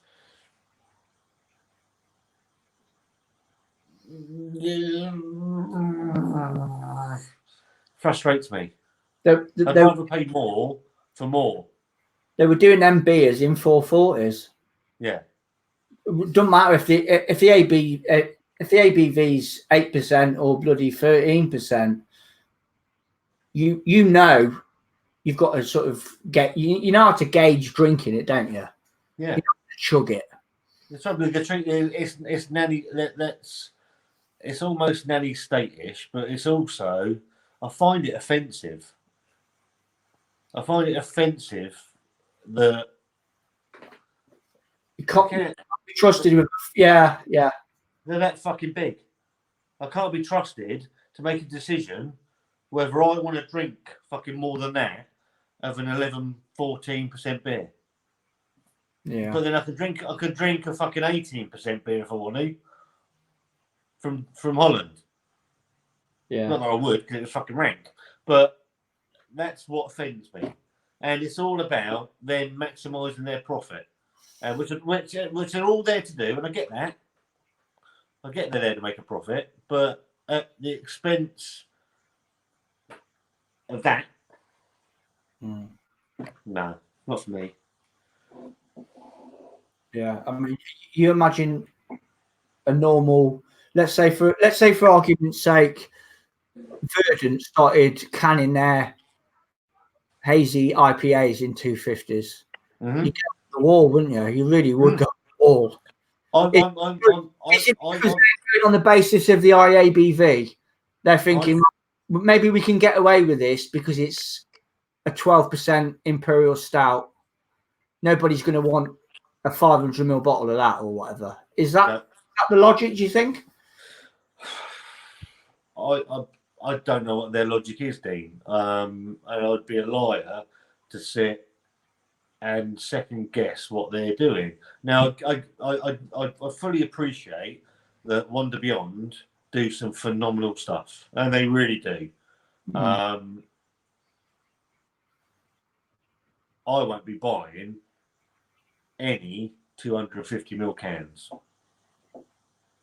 because I'm not going to outlay the money on something that's not going to last more than probably half an hour. Yeah, because they've got a pretty good knack of hiding their ABV as well. So from beers that I've had in the past in a 440, I wouldn't say I've made light work of it, but okay.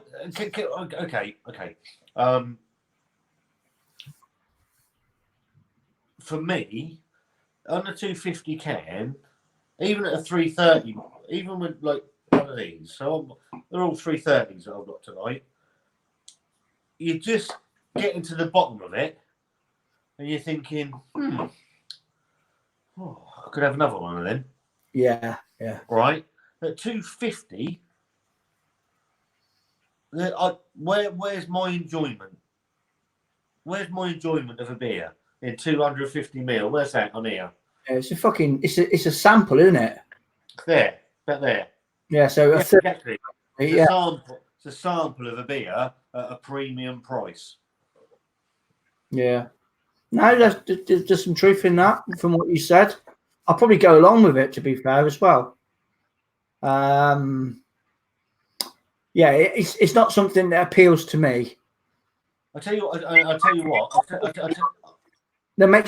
what now as well. I don't know if you agree with this. If all of these beers, because I know Jonathan said this on the live. I think you were watching with me as well. That he reckons that all of the breweries would go to 250. I reckon if that happens, I reckon the craft beer market dies. It's gonna do a considerable amount of damage because no one will pay for them. Yeah, there'll be a lot of bloody uproar if everybody follows suit down that sort of path. If you're looking at 500, 440s, 330s going, or becoming not the norm anymore, and a 250 becomes the norm, I'm not paying for that. I'm not paying premium prices for, as you put it, and I completely agree, a sample beer. Yeah, you've got to draw the line somewhere, haven't you, with it? Because at the end of the day, craft or not craft, you're still consumers. You still want bang for your buck. Yep. You're not getting it, are you? You're not getting that. You're not getting that value. You're getting quality. There's probably no shying away from it. You're getting quality, but you're not getting value, are you? That's the trouble. I don't know what the price of these things are. I've seen them flash up, but they actually flashed up today as well on the my local bottle shop, the Beer Musketeer.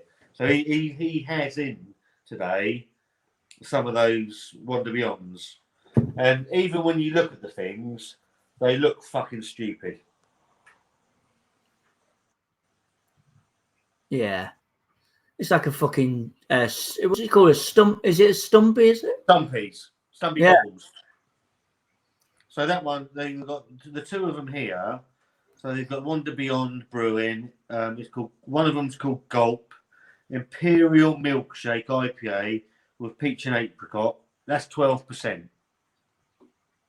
The other one is Storm in a Teacup Imperial Breakfast Stout, right up my street. Yeah. 15%. Wow. But I won't be buying them. No. Because I'm not. Yeah. So well, you don't know. You don't know. They might do a U-turn a few months down the road. They might do a U-turn and think, "Hang on a minute, we've made a bit of an arse about this. We're going to go back to 440s." You don't know. I know one of their a real standout beer from Wonda Beyond is their Octopod. Mm-hmm. IABV beer, 440, a bloody beautiful drinking experience. I wouldn't say no, it's not a sugar. There is an element of booze in there, but it is hidden rather nicely. But it's in a 440 can. I don't know the going rate on that beer, 6.5, 7 quid. See, 440 for me is it's the perfect size for a can. 500 probably might be just, but 440 is the right size. Just leave it. 330s I can deal with. 500s always a bonus. Yeah. I like Arbor Ales because they give you a pint. Oh yeah. 568 mils. No messing around there. Massive, big cans. Big yeah. But you look at these. I do like that. So these are up against 440 mils. And look how fucking stupid they look. Nah.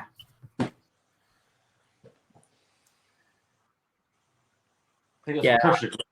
I noticed he's got some pressure drop in as well. Pressure drop. I haven't had a beer from them for Bosco. That's a standout beer from them. I had that one when we went down and did the tastings, and it was pressure drop and can't remember who the other company was, and it was I'm Walking Here, and that was a decent beer. That was one of the standout beers of the day. It was fantastic. Yeah, pressure drop. They've come up in that sort of London bubble of breweries. They've definitely they've come on leaps and bounds, haven't they? Runs. Sort of they're sneaking up, aren't they? Of course, with that the thing that they do with Verdant. I think that's Hackney Way as well. They've got like a joint venture with Verdant. Right. I forget what it's called now. But that's done them, the leaps and bounds getting into bed with Verdant, really, and going down that avenue. Right. What was it I saw today from a brewery that I haven't had for a very long time? Fucking hell, who is it?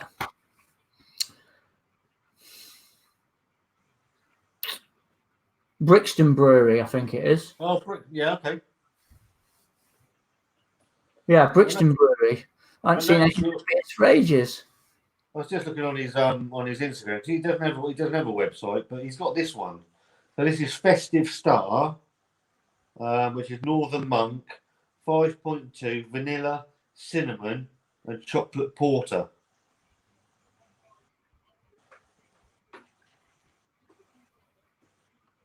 See that? Festive Star, yeah. I've not seen that. I'm just going to quickly go through the comments just to catch up.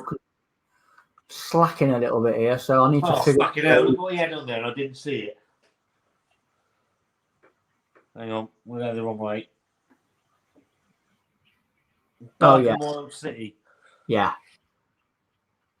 I'll tell you, if you get that, mate, you'll love it. Seriously. I want to get this. I want to get this one for Wanda, just to get her to say it on the channel. Does his techno sex? That's his techno sex. Right. Okay. Where are we? Are we here? Yeah, I bet you could. That's about the Boomers.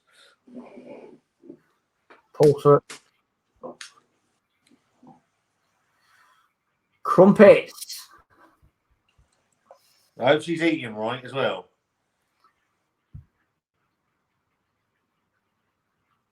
Yeah. Okay.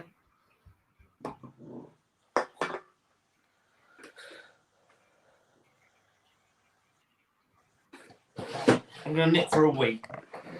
Yeah, go for it, mate. Go for it. Totally agree, Jason. I've got a soft spot for Kipling now, I must admit. But that's again hard to get hold of unless you buy it online from direct from Thornbridge. Kimmy. Hey. Chris Craig. Cocoa Wonderland. I've never had that beer. Shamefully, I've never had that beer. Which surprises me because I do like, regarding with the comments, that Thornbridge and their dark beers, I do like what they do. I know they've recently re-released their St. Petersburg Imperial Stout. I think that is just online though. I don't think you're going to see it in the likes of Tesco's. Wishful thinking, but I think it's just an online one-off maybe. But a decent Imperial Stout all the same.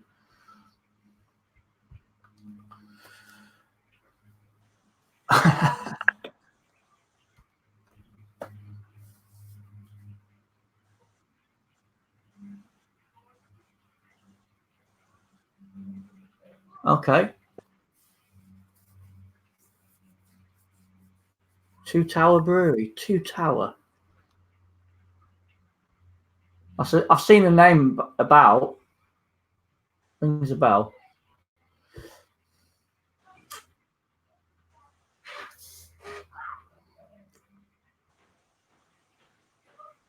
That's his techno sex. Live with that though. That's not bad, really, is it? Oh brother beers. Oh brother. Oh brother. I haven't had any of them. No, I can't say I have. Again, though, it's a name. I've seen the name around.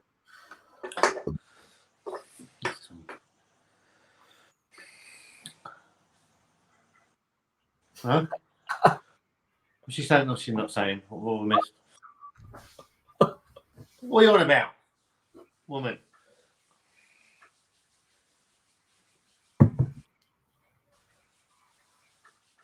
You should get your own channel, Wonda. You're getting on my nerves. Right. Can you see the comments? Yeah, I can put them up. Okay. I can't pull them up, but I can see them. I think, hang on. Yeah. Yes. Yeah. I'm just going to go for a Jimmy Riddle, mate. All right, pal. Where are they?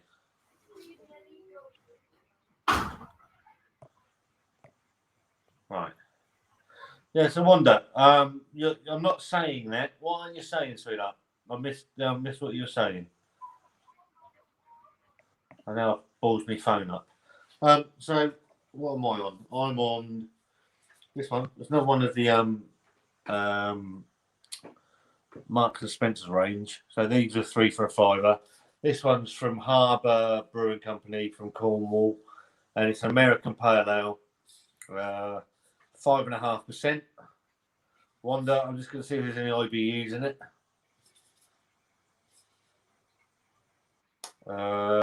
Ingredients are water, barley malt, the wheat, hops, and yeast. Doesn't say anything about IBUs. Hang on.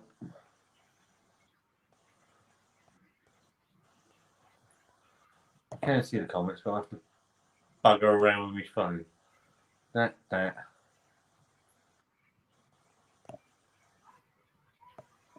I'll come back to that in a minute.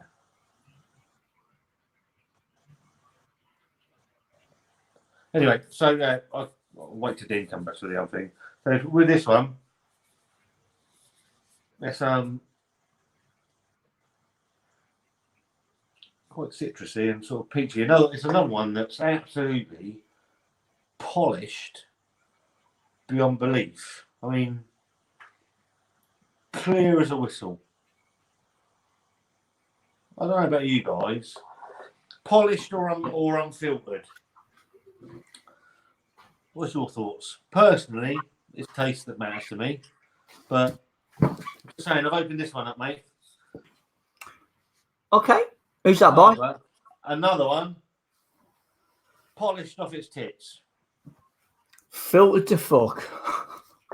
I was just asking what people preferred. Filtered, unfiltered. What's that? What do you prefer, filtered or unfiltered? As long as the taste goes right, it doesn't matter. Oh yeah. Camera might have something to say about it. There you go.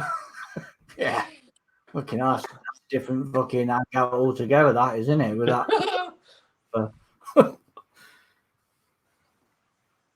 We're all caught up on comments then, yeah. I couldn't. One came in, but I couldn't see it because my phone's a bit spazzy. I almost bought a laptop today to sort this out properly. I'm so not saying. You are saying it.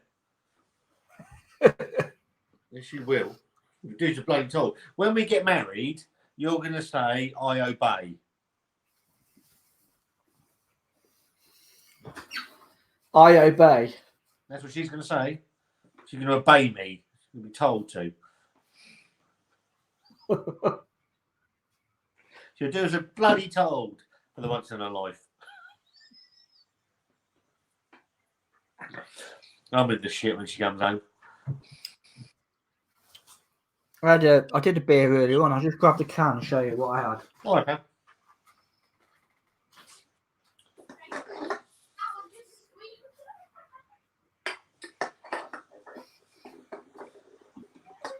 I think I don't know if Paul's beer reviews are still watching. I must have had that mosaic logo because I can't find it. Camden what? Some IPA? What's the other words in the middle? IPA. It's what? Off menu IPA. Oh, okay. It was all right. It wasn't too bad. I don't mind Camden as a brewery. They're all right. Yeah. Solid. Hell is pretty decent. They had one in. I thought I'd picked it up, and I haven't. They had one in M&S. It was a Hellers. I can't remember, but it was Camden. There was some. I'm trying to think of what it was. I'm just having a look now. Camden Brewery. I had it in my hand to pick up, and then I chose that one instead. But they're solid. They're solid stuff. Their Camden Hells is all right. I quite like that. Yeah, no, I've got no issues at all with Camden really. I think they do some. I think their bread and butter is probably lager. They're a lager brewery, but they do some decent IPAs, some good one-off stuff. I don't think I've had a stout before from them. The one from M&S is Harvest Hells Lager.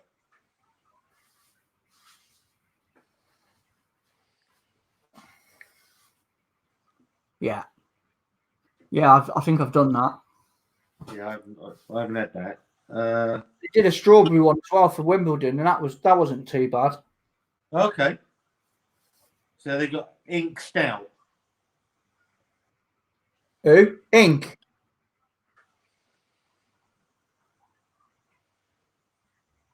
Oh, I may have had a half of that when I was in Birmingham. Right. Okay. With the other guys at the beginning of the year. Yeah, and I think we all met up in the first pub we all met in. I think they had that on keg. Right. You're meeting up with them soon, aren't you? Yeah, Harry, Craig, and Peter in beginning of December. Oh, okay. The Marlborough Piss Up. The Marlborough Piss Up. The Marlborough Piss Up, yeah. Yeah, I'm going down. I think the other guys are going down there on the Friday, but I'm going to be. I'll go down there Saturday. Right. Yeah, a little bottle share, some shenanigans, and maybe I don't know if we'll go out and have a few beers or what. I don't know, but yeah, I'm sure there'll be some live stuff and some up and coming reviews. Pissed up, looking messy. No, it'd be good fun. I do look forward to things like that. You know, it's good fun. Yeah, good bunch of lads. Yeah, I like Harry. I don't know. I've not really had any interaction with Peter, so I don't know Peter really. Yeah, Peter's sound. They're all sound guys. You know, they again, you've got that common connection of we all do the same thing and we all like the same thing. You know, so you can't really go wrong, can you, with that formula? Nope. It works.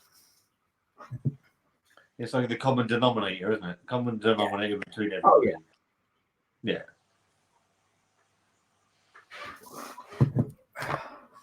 They might have a bit of a sore head the next day, but.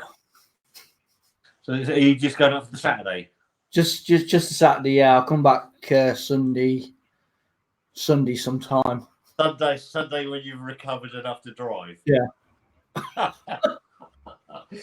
Fucking you. Yeah, I am driving down there as well, so I'll have to be careful coming back, won't I? Well, you say that. The worst I've been was not long ago when me and Wonda went to London and we went to the Borderline in London.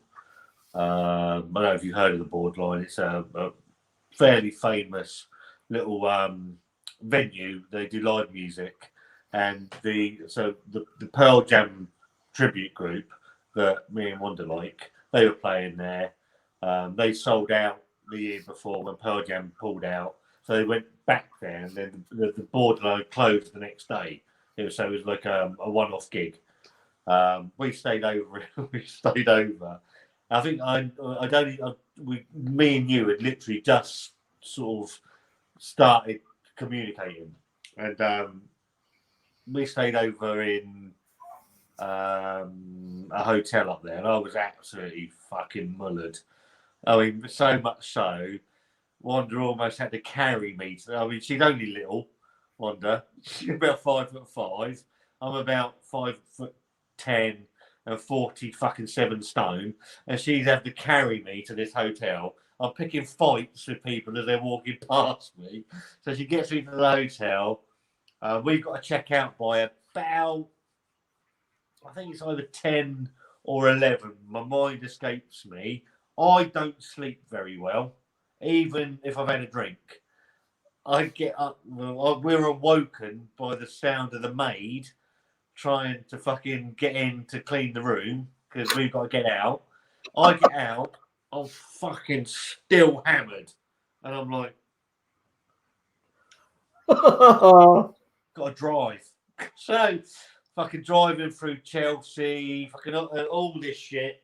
And I'm like, just don't do anything stupid. Don't do anything stupid. Just drive. And then we get down the A3, and you get the I don't know if you know the A3. You got the big just past the M25, so you're coming down towards Portsmouth. You've got the big BP garage on your left. Yes. I pulls in there, and I'm sat in a ditch eating a fucking sausage roll. Thinking, I don't need this. Yeah, fucking hell. Yeah. Wanda doesn't drive. So it's up to me. And bless her heart. I mean, I wouldn't want on a road. She'd kill someone.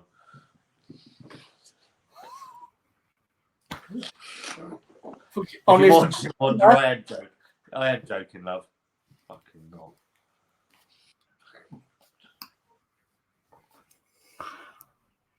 Yeah, same with me. My missus don't drive and all, so I've got to do all the ferry around.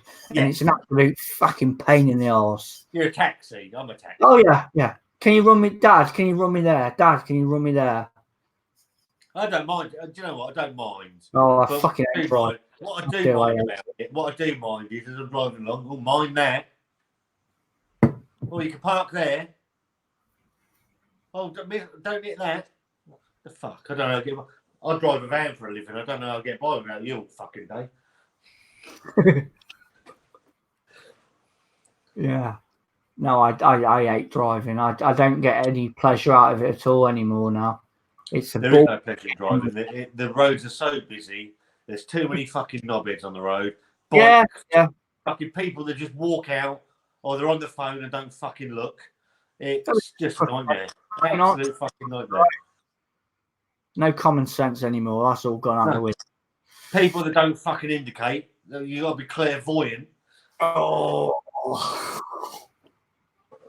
Yeah. I've said we live in a one way road. So you drive down this way, you have to go around that way and go out again. I've said fucking cunt about 4 times before I got to the end of the road. Because and if people don't say thank you, I'm bellowing at them. Yeah. What does it take to sort of put your hand up? You know what I mean? You give way to let them down, and they don't put their hand up or flash you. You think no manners. There's nothing. Drop dead, fucking piece of shit. And Wanda's almost like, "You all right?" I'm like, "Fucking not all right. All right." Yeah. I almost ran a dog over. This is a true story. We were this is about 6 months ago. We're turning into it's all a one way system around it this way, and then we're turning in, and I've come to turn into the road, and a bloke's walking out with his dog into the road, and I'm in, he hasn't looked. I'm thinking, I'm gonna have your dog. You ain't looking, mate. I'm taking your dog. And she's like, "Oh, what's your dog?" I'm like, "What?" So I've missed the dog's nose by about 3 centimeters, and she's like, "Well, you should have stopped. You should have looked." And we're having a bit of a row. I'm like, "What? It's not my fault." People just walk out. It's a funny old world now, though, isn't it, with things like that? Frustrated. Yeah. So you're like me. You drive for a living. I do a lot of miles, and I go to some fucking really congested places. I always end up going into like around London, some way, shape or form. I'm in and around London, and it's all right in the morning because there's nothing on the road. But as soon as you start, you get to that 8 o'clock in the morning sort of time, and it's just a fucking nuisance to get anywhere. I go down the Blackwall Tunnel. I go to the O2 on a Wednesday. I deliver there. Yeah. And then I have to go through the Blackwall Tunnel. So as soon as you come out of the O2, you just whoosh, you're there. You just hit it. It's just a lump of fucking traffic, and it's everywhere. And it's a free for all. There's no sort of like rule. Traffic lights go up. It's stressful as well, isn't it? It is. You've got to have eyes in the back of your head with fucking cyclists and yeah, it's just the ones that really annoy. The ones that people that really annoy. This is the little rant segment at the moment. The rant segment of the video. The people that really annoy me. We will go back to beer. Don't worry. We'll go back to beer. The people that really annoy me are motorcyclists. Because think bike, I would, but you're fucking so busy cutting in and out of everything. I don't know where the fuck you are. Where are you? Weaving in and out. Yeah, deadly. It is deadly. I can't see you because you're fucking. Yeah. Now you see me now. I don't know. I give up. That's my rant over. Yeah. Anyway, so up and coming beers for you then, Scott? Right. I've got, so obviously on Sunday, and I've been saying to you about this, I've got something a bit different because Wanda's not here. Wanda's dealing with her daughter at the moment, so I have to improvise on a beer review. And the clue on the beer review I sent to you earlier. You did, yes. So this is the beer I'm doing. It's Michela's hair in a mailbox. Not one, but two Not cans. one, but 2 cans. So that's the review for Sunday, which might take me a little while to do, and then probably I'm hoping Wanda's going to be back, and we'll end up doing the other Michela beer on Thursday, which is a stick a finger in the soil pale ale. If she isn't back, I don't know what I'm going to do. I'll have to improvise again. I hope not. Keep you guessing. I hope not, because I want Wanda back. Yeah. We did. It was brilliant.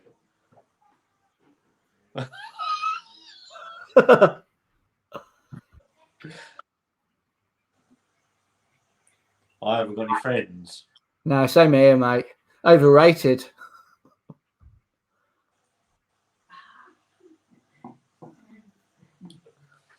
You stress me out now. You. You. My life was so simple. Wanda's a jinx, right? Where do I lie? Wanda said to me the first day I met her, which was almost 4 years ago now. I think that's right. Please be right. 3 years. I don't fucking know. 3 years. 17. Wanda, when did we meet? Help me. When the first time I met, she said to me, things always, 3 years ago, things always happen to me. I'm like, what do you mean? She said, things just always happen to me. And it's true. There's never a dull moment with Wanda. It's been a blast. Good, and long may it continue. Yeah, she's a good girl. I think I met her 3 years ago. It might be next month or January. She'll be able to tell you. She'll probably tell you to the minute. But it's 3 years. It's 3 years ago. It's over next month or January. We actually got together in the March, and she's a lovely lady. Although I laugh and I take the piss out of her, she's an astonishing woman that's stronger than she'll ever know, and I'm very lucky to have her in my life. Not the other way around. I'm lucky.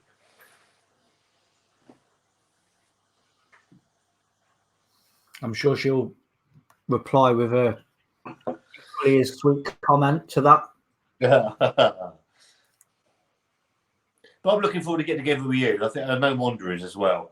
You and your good lady. Yeah, it'd be a good crack. Just Yeah. say, hopefully, fingers crossed, I get something put together for your neck of the woods. And then you come up in March or whenever you can. Yeah. I think we maybe meet up in Oxford. There's a little bit more going on there than where I am. Okay. It's all sort of like fucking twiggy beer really around here. There's not a lot going on beer wise. Yeah. But there's a little bit more going on in Oxford. Okay. And they've got a brew there as well. So if it all goes belly up, at least you're going to get something half decent in the Brewdog bar. So yeah, we I'm sure we can work something out anyway. Yeah. On the Jasper Carrot next week. Next week is that? Next Friday, I think that's right, Wanda, isn't it? You tell me where I'm going. I ain't got a clue. Fucking brain scrambled these days.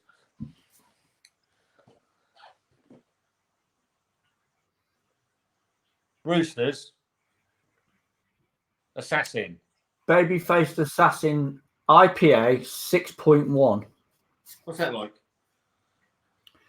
Free range beers from Yorkshire.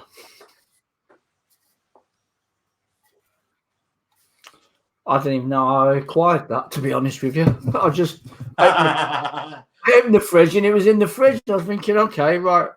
I can't remember buying that. Yeah, I'm on this one. It's all right. It's peachy, a little bit of citrus. I don't know. Was it 5.5%? It's all right. Yeah. Quite drinkable, yeah. Yeah, it's all right. It's not the best beer I've had tonight. I mean that Patronus. The Patronus. Yeah, that's really good. That is. I've got another bottle in the fridge of that, so that's all right. It's the first time I've had that. I don't even know how I stumbled across that earlier. To be fair, that wasn't what I was looking at.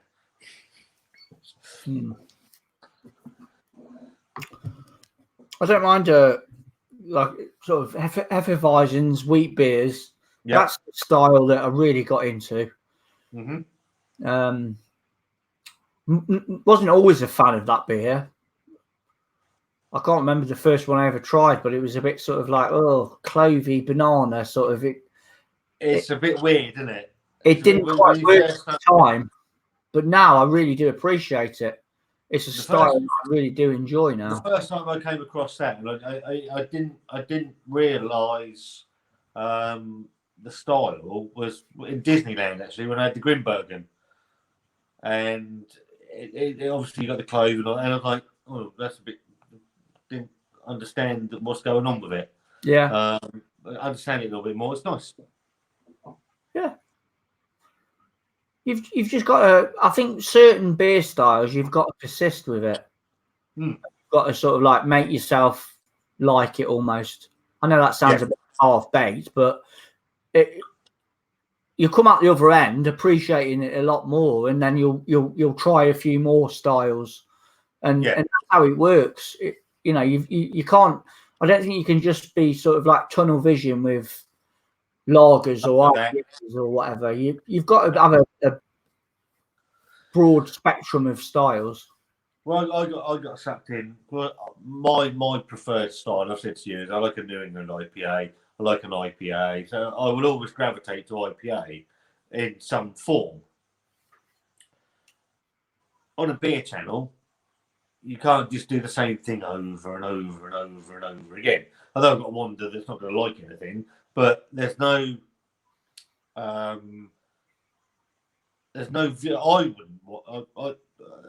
go by what I'd want to watch. I wouldn't want to watch somebody tasting the same thing over again. There's nothing in that for me. No. And I know there's only a finite style of beer. Me and Wanda have discussed her getting sides on the channel and all that, and I probably will do. So she can get her own back on me. Yeah. And we'll go down that route as well. I know Mark took sort of a little bit of umbrage to doing some of the low ABV stuff, but there is a market for ABV, non-alcoholic stuff, and they are getting better. I don't understand the pull to them, and why would you want one? Because if you're going to drink a beer, you get the beer experience. Whereas with a non-alcoholic beer, I don't get it. I don't get that. Yeah. It's. I mean, I've put my hands up. I've done a few non-alcoholic beers, and I've had very different experiences from the ones that I have had. Some have been all right, and then some have been. They do a low ABV or one of this, don't they? I saw it. It's not on the shelf. No, I've had the Erdinger alcohol free. Yeah. In the blue wrap. Mm-hmm. That was like fucking. It was just horrible. It was carbonated, fizzy. Water basically. It was just fucking horrible compared to like bog standard Erdinger, which is it's acceptable beer. That was just completely miles away from it. I But think that's the trouble with is the one that really stands out for me is the Northern Monk Striding Edge I've not had that. in Waitrose, 440 can, 2.8% ABV, flavor, body.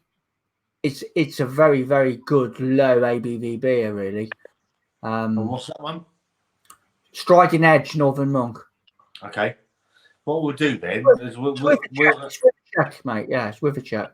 I'll tell you what we'll do then as a live at some point is we will do that against Trapped in Amber from Stag Really Good.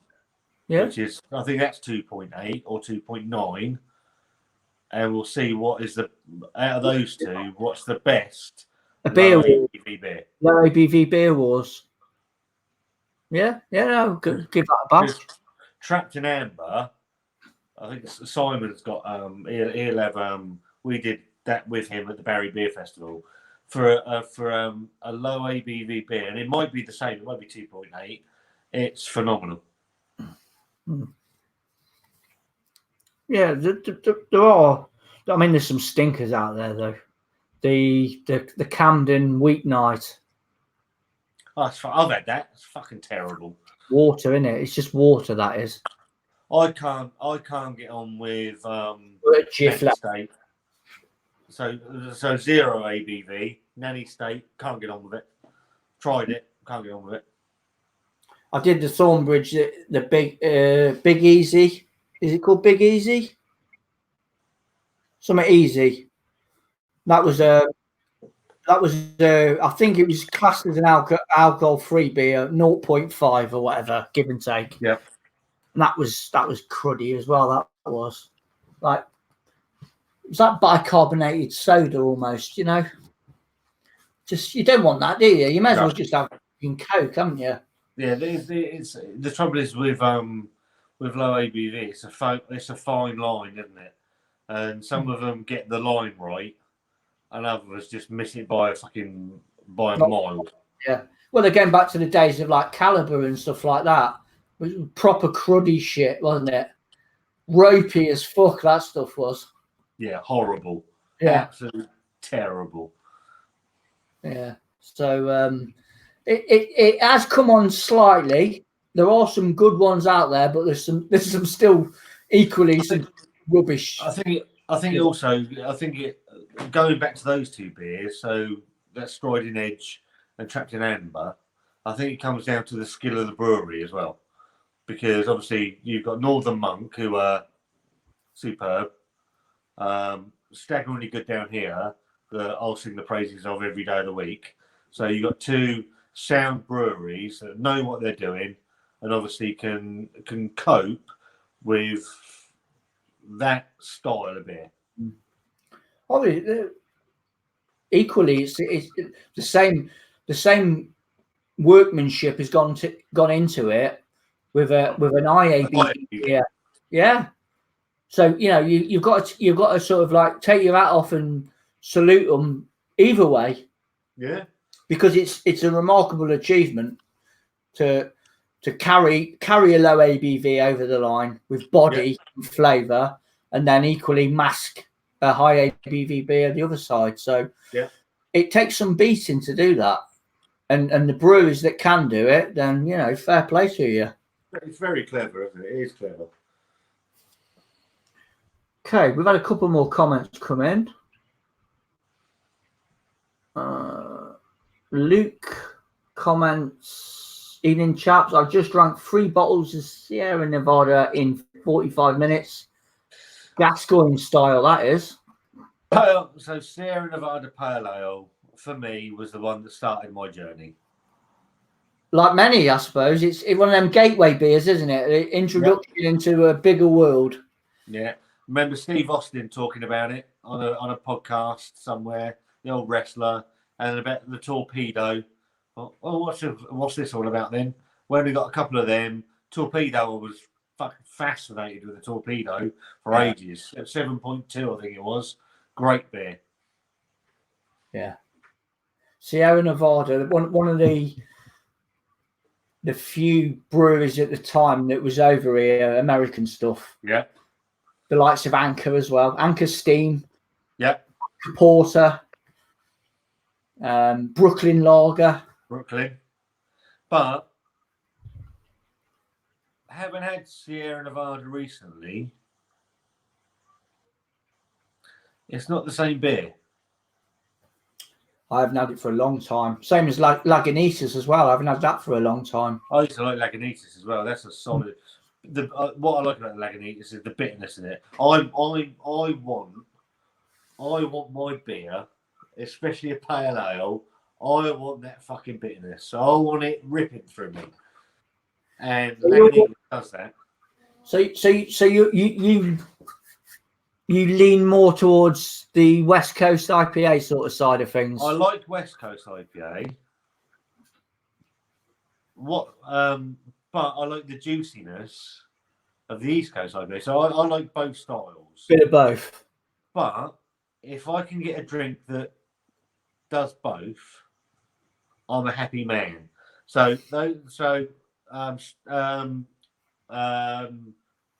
Goddamn Sexual Tyrannosaurus. Yeah. That's both for me.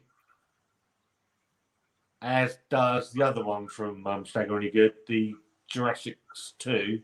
I want, if it's juicy and then it's really bitter on the back end, I'm a happy dude every day of the week. Mm. I'm just trying to think of that beer where it was, I think it was a collab between two breweries, and it was one half was East Coast and one half was West Coast. So you have to say for me, you have to be really, the two styles can, because they're very different, right? And now if you try and amalgamate them, it can either make a really decent beer, or it's neither one nor the other. And at that point, it's a disappointing thing. I've had a couple. There was one.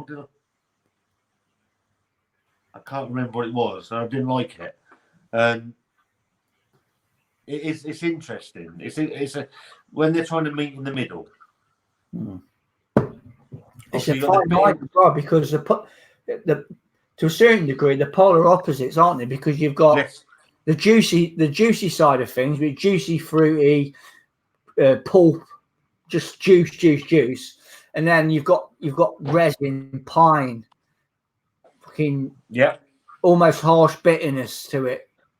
See, I said to you, I will gravitate to New England IPA every day of the week.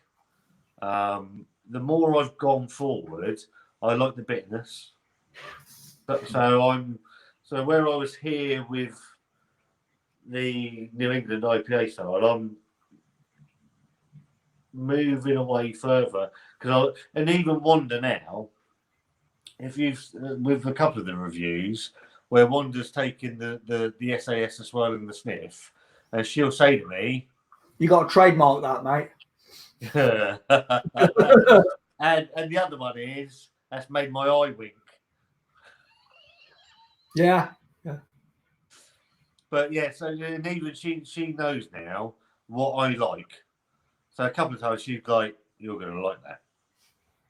So she's picking stuff up as she goes along as well. And talking of Wanda, we have a comment. Here she comes to wreck the day. I'm the lucky one, Dean. Scott has no idea the difference he has made in my life. Can't wait to marry him. He wants to sort out kegs and wedding. Yeah, I did do that. Yeah. Yeah.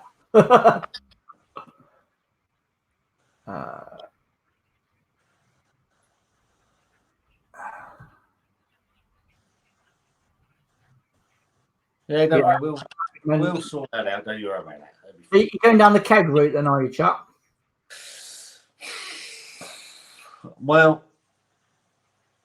where we're getting married, their prices are pretty good, but for me, the only thing that I'm going to drink in there is cans of Guinness. Now, I'll drink cans of Guinness. I've said to you before, if I go somewhere and there's nothing else for me to drink, excuse me, I will. Default option Guinness. The default option is Guinness. On my wedding day, do I want to be settling for something default, or do I want to sort of go for a poly pin, or do something that I want to drink, and maybe some other people might want to drink as well. So that's the route I'm going down at the moment. I don't want to be drinking something that is a second best option on my wedding day. It's your wedding day, mate. You want a fucking decent beer, don't you? Yeah, I have approached Staggeringly Good to see what they could do for me. What did you have a response from that, or Not yet? you need to go there with a bat, mate? To be fair, I went in there and I spoke with Wonda, and I spoke to someone, and because it's all about having obviously it's in keg and it's going to have everything involved with. Yeah, it's a bit of a bollock. Yeah. So it's whether I do something different and buy myself a load of cans, or a load of cans and get them sold out behind the bar. I don't know. Get a slab of beer. Yeah. Yeah, that's probably. Which is what I might go down that route. Yeah. You got to have something decent on your bloody wedding day. Yeah. She can do what she likes. Okay.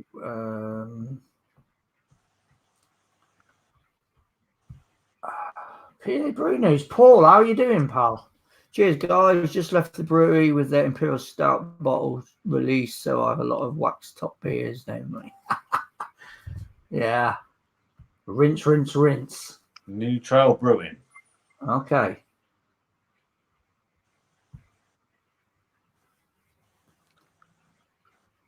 No, that was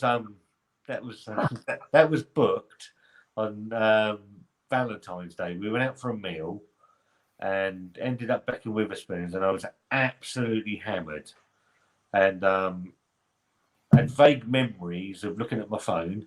Woke up the next morning, looking at my emails, and I've spent 80 odd quid on 2 tickets to go see Jennifer Carroll. And I'm like, that. The fuck. So I've told her now, whenever we go out.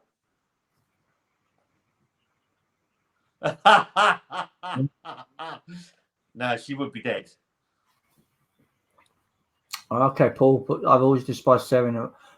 Okay. I've liked the. I always liked the pale. I like the pale. Every now and then I go back to it, but it is a different beer now. It's completely different. Yeah, I'm gauging that on sort of like, because at the time I was moving over and exploring, and them brands were new to me. I know they caught my eye, so automatically I was intrigued. American beer, never had it.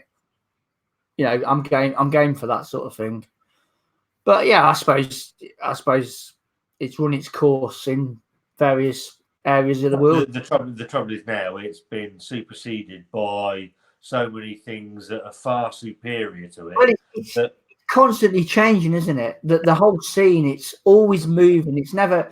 I think if you stagnate, you're knackered, aren't you? In this world. Yeah. If you don't keep evolving. Especially now in the supermarket, obviously that's available in Waitrose and M&S and those sort of places, and I think it's in Tesco's as well. But where you've got all these supermarkets now that are bringing stuff in from all around Britain that knock the shit out of Sierra Nevada, and it's still the same. Although it's changed, it's not done anything different. Torpedo, I quite like the Torpedo. I've had a Torpedo in about 5 years, but. But I mean, again, though, going back to the whole sort of like craft beer sort of journey. It's an escalator, and people are getting off it, and people are still getting on it. It's a continuous flow, isn't it? You know, I get comments, and I'm sure you do on your channel, of people that are trying beers for the first time that you had way back, and they're like made up by it. So you know, you encouragement, just getting people to try something different and experience different sort of styles of beer. I don't know about you. It's nice to see when you walk into Tesco's and you've got these fucking slabs of shit behind you. fucking rubbish. Fucking fucking just fucking rubbish. Oh, and you see someone walk up. I was in Marks and Spencer's earlier, so I'm looking at these. I've got like that when my arm falls, and I see some bloke, and he's coming, an older guy, and they've got Beavertown Luke Lloyd in there. And he's like, "Oh, Luke Lloyd." So I just moved out of the way. I went, "Help yourself, mate." Because I'm thinking, he gets it. Yeah. He's all right. He's all right. He's looking in the right area, in. Yeah, it's just... And then I said to you, didn't I? I can't. It was a couple of live videos ago now. I was up in Tesco's in Winchester, and I had this guy just staring at this fucking slab of Carlin for about. I must have been there for 5 minutes, looking at what I'm back to back with him. He's here, looking at his Carlin. I'm there looking at all the other stuff. I kept turning around and looking at him, and I almost wanted to go like that. Here you go, mate. Yeah. The proper stuff. Yeah. It's a beer, it's lemmings, isn't it? You just follow the crowd sort of beer. The trouble is, it's like, well, I We've don't all know. used it, aren't we? We've all done it. Yeah, I don't know what a slab of Carlin is. What's it, 12, 13, 14 quid? I don't know. For water, isn't it? 970 cans for about a tenner. Yeah. And just turn round, you're going to pay a little bit more, but let's face it, you're going to get a better experience. Definitely. You're not in that sort of motorized mentality of just drink, repeat, drink, repeat. It's just no taste, no flavour. It's void of flavour, isn't it? I mean, it's an absolute fucking disgrace, that beer is. It's got to be one of the biggest embarrassments in the brewing industry for the UK, that beer. It is an absolute abomination. What's that, Carlin? Carlin. I remember Wanda's oldest daughter, Chantel, her boyfriend, Sam, lovely kid. He's a nice guy. But he drinks fucking Desperado. That's just fucking lazy. No, it wasn't. I tell a lie. It was Wanda's friend Michelle's husband. Lovely guy, Roger. And he brought some Carlin round and he left one in the fridge. And I said to Wanda, "Come on, we're going to review it." And she's like, "Well, you don't even like it." I went, "I know, but it's here. It's something to do. I haven't bought it. I've not spent any money." And even Wanda was like, "There's no taste to it." I'm like, "No, fucking terrible." It's just it's a piss take of a beer. It really is. You know, you're proper clutching at straws with that beer. I'd bracket that with the likes of Foster's for sure. You know, I mean, Foster's is ridiculous. It's banged on about Australian link with it and stuff, but the Australians don't want nothing to do with it. They're just like, "No, that's your fucking mess, not ours." But it's not an Australian beer. No, it's not. But it's nothing to do with it. Cold one at the Barbie, you know, all that. It's just marketing rubbish. From my memory, they drink Tuies and shit like that. Yeah. You know, it's nothing to do with Australia. Don't kid them. Don't fucking market it. There's something it isn't. It's fucking dishwater. It is proper dishwater. Colesberg's not that far behind it. I mean, there are some half decent macro stuff around. You've just got to probably search a bit farther afield. Some of this Eastern European stuff that I discover in these shops, it's a damn sight better than the crap that's being bowled out here anyway. That's a sure fact. Yeah, they're not world-beating beers, but they knock the spots off the stuff that's being made in the UK. Well, it's just fucking thing, really. Turned out for fucking idiots, isn't it? That's what it is. It's fucking churned for fucking morons. Yeah. It's just fucking... Yeah. Yeah, 5 pints of Carling, please, love. Yeah. Yeah. I went to one of my oldest friends. Don't see him very often. But he's one of these guys, you know, if you're in trouble, he'll be there for you. And he's got a season ticket at Fratton Park. And he said, do you want to go football? I said, I've got a spare ticket. So off we went. We stop off at the Witherspoons down by Fratton Park. I've ordered probably my punk IPA as normal. It's anything that's worth drinking in Witherspoons. And he gets himself a fucking pint of Carling. And I could have stared old through him. And he's like, what's wrong, mate? I'm like, what are you drinking? He said, you used to drink this. I'm like, yeah, I know. I said, that's my problem. So because I've moved on, I'm 44, you're 44, and you're still drinking the same fucking shit. Yeah. Same with the guy that used to help me a couple of days a week.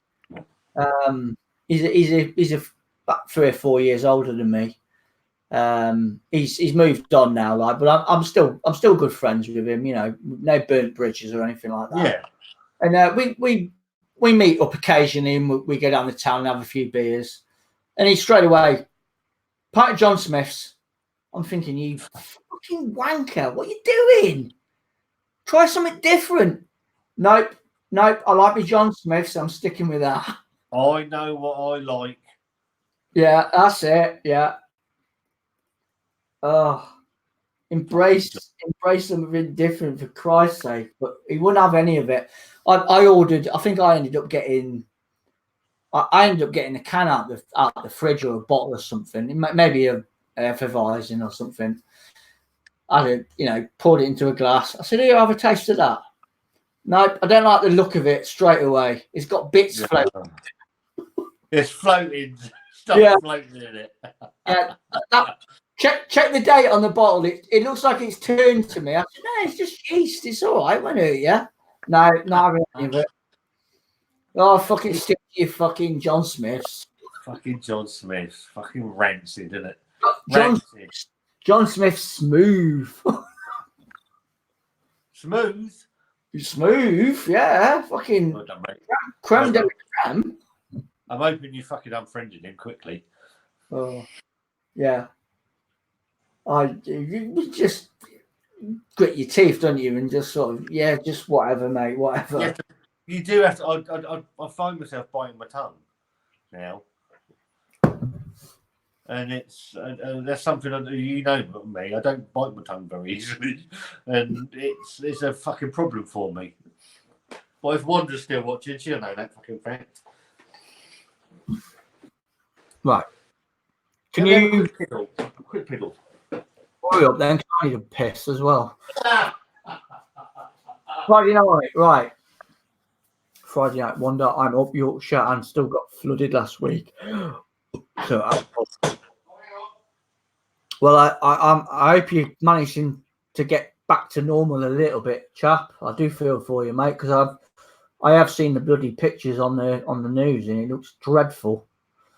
Absolutely decimated some areas. Yeah, horrible situation to be in.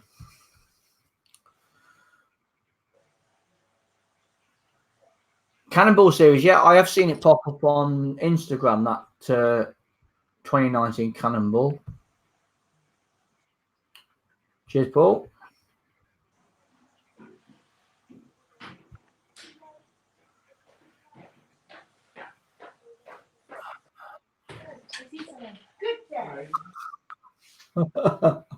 Quality, look at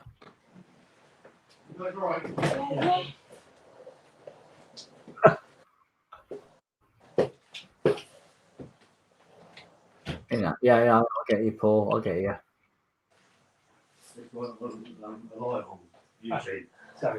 Two favourite European breweries outside the UK. Brewery Italy and Garage Beer at Barcelona. Yeah. You're in. I don't know about Scott. They're my two anyway. Oh, is that two favourite European breweries? Yeah. I haven't delved outside the UK much. I might have to have a think about that. Yeah, I went with Crack Brewery out of Italy and Garage Beer Co out of Barcelona. Garage, fantastic, absolutely the fucking bee's knees they are. There is quite a lot of up and coming stuff in Spain as well. I'm trying to think of that other Catalan brewery, Lagaro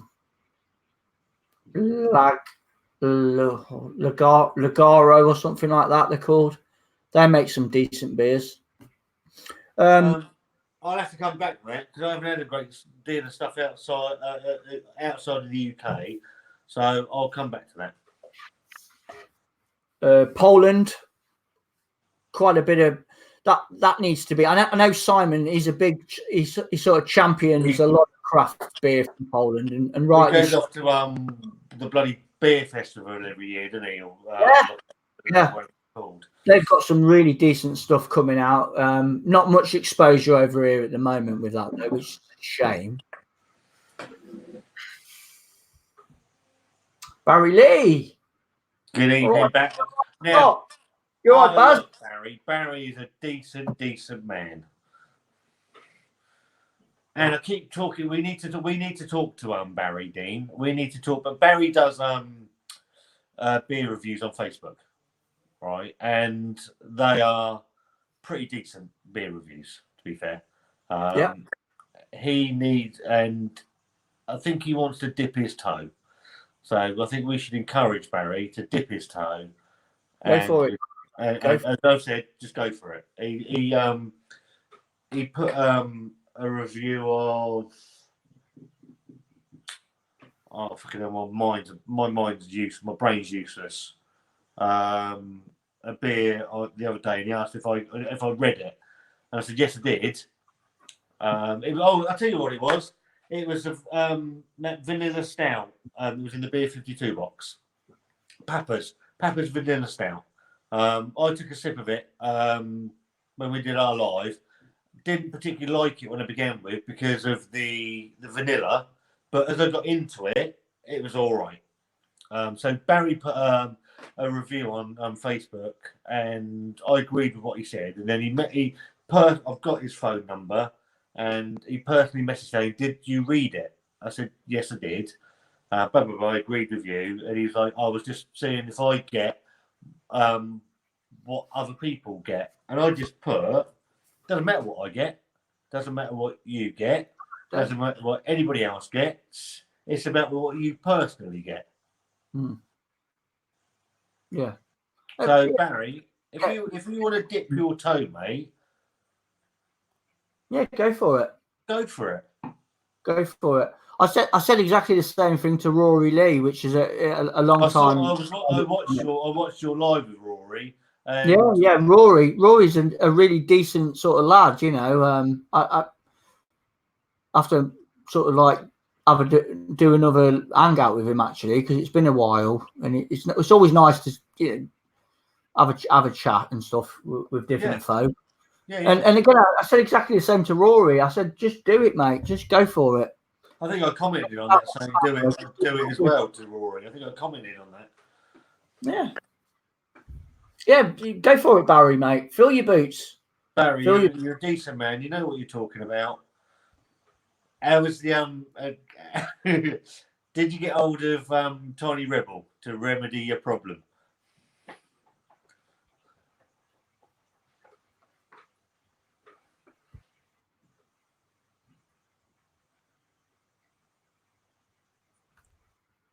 Habit drinkers. Yeah. It is, isn't it? Walk into the local boozer week in, week out. Same beer, week in, week out. Maybe a game of pool, throw the darts, back to the bar. Yeah, nah.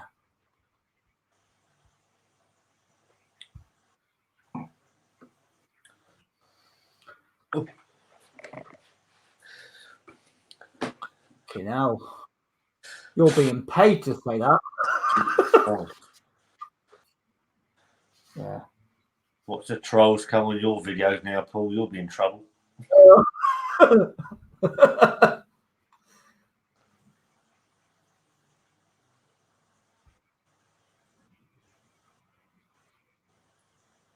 Spartan Oktoberfest. Mm. Yeah.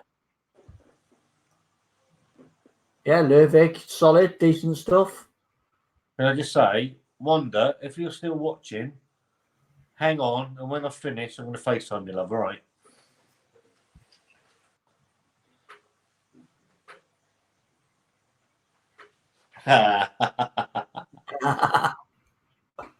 Right, can you hold the fort while I just go for a Jimmy, mate? Yeah, no worries.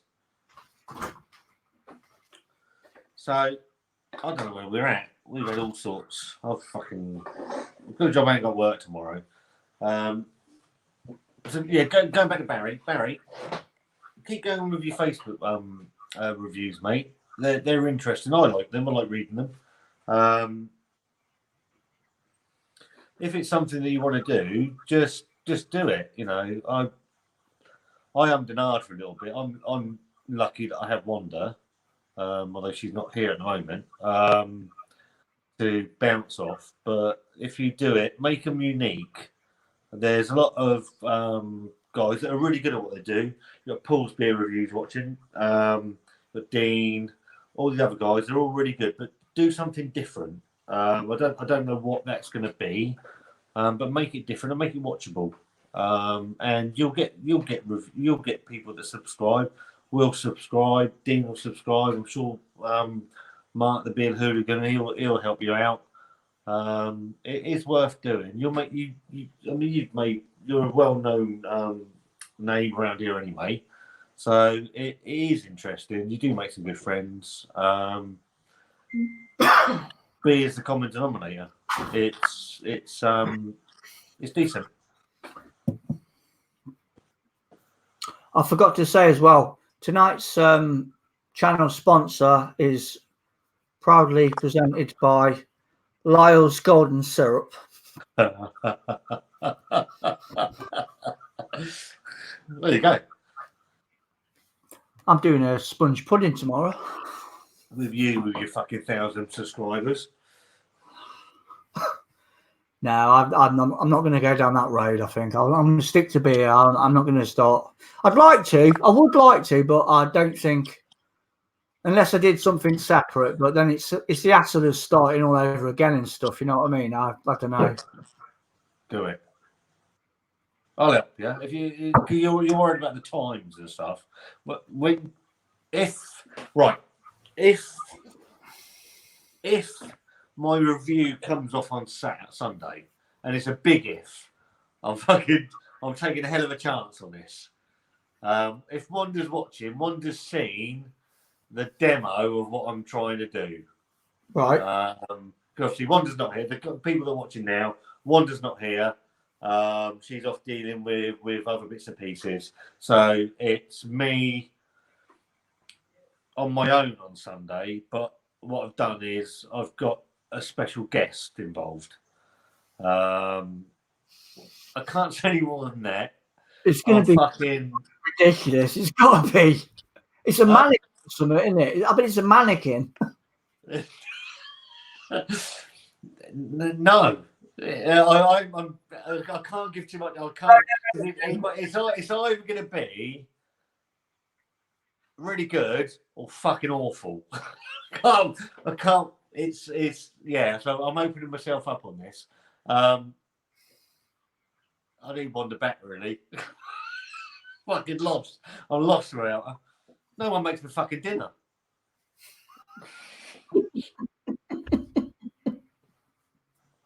But yeah, so get back to what I was going to say is if you do your cooking, and I know it's something you've possibly wanted to dabble with. It's something that potentially I could help you with. Okay. Because I found something that I could do yesterday. It was all around a conversation I had with Leah, Wanda's daughter, who isn't very well at the moment, and Wanda, if you're watching, and Leah, if you're watching, keep going. I had a conversation with them, and then I had a conversation with my son on how I would do something. So I'm quite excited by it, and I'm also really intrigued. So I tried something yesterday and sent Wanda the. She said, "Just do it on my own." I don't want to do it on my own, but it's. I'm not sure as a beer review it's ever been done before. Let's put it that way. I'm fairly certain it will be a YouTube first. Sounds exciting. It'd be fucking terrible. And this is coming up on Sunday, yeah? I'm going to probably... I've got to pick Archie up tomorrow at 9. He wants to help me do it. It's going to take a lot of planning. I said to you, I've got a couple of ideas on things I want to do. People complain about... Not complain. They comment on the length of my videos. So I want to do a sub 7-minute video. That's one of the things. A sub 7-minute video, beer and out. Yeah, but I mean, you've done videos. Say for example, you knock around the 10-minute, 15-minute mark, yeah, on average. Yeah. It doesn't. It's not a chore. It's not a chore. Nothing. No. But what I like doing is I like challenging myself. Now, and Barry, I think it was Barry. Barry actually asked me. He sent me a message saying, "Do you script your videos?" And if Wanda's still watching, hand on heart, there's nothing scripted on us, as is not with you and most of the guys. I just go in. Half the time, Wanda doesn't know what she's fucking going in for. And then we just sit down, just blabber on for fucking quarter of an hour, and it's over.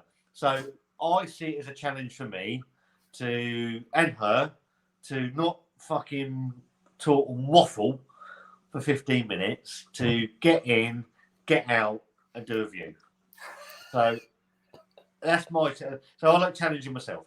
Another challenge I wanted to do was, because what Barry said to me put a thought in my head, which was to fully script a review.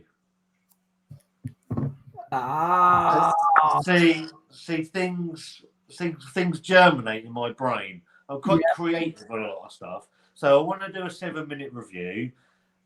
And the 7-minute review will be completely just me and Wanda, and at 7 minutes, if the review isn't over, I'm turning the camera off.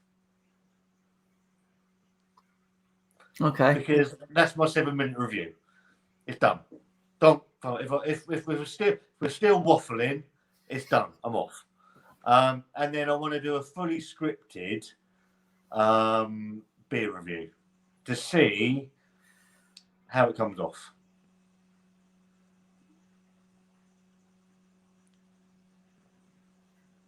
I'm a fucking nightmare, aren't I? No. There's method in your madness. Yeah. I like to keep things interesting. I think interesting. I don't care how many subs. I've said to you before, I don't care how many subs I get. That's largely irrelevant to me. I've met some nice people.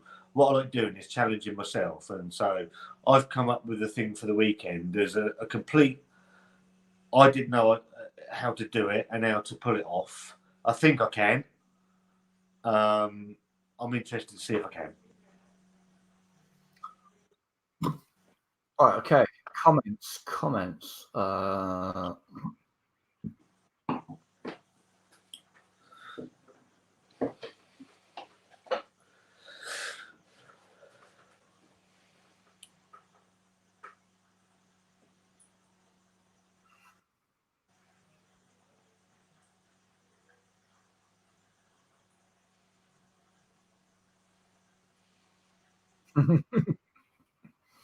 Yeah, that's coming out, isn't it? Cannonball. She's not going to like that. Nah. Anything over 4%, Wanda's getting a wobble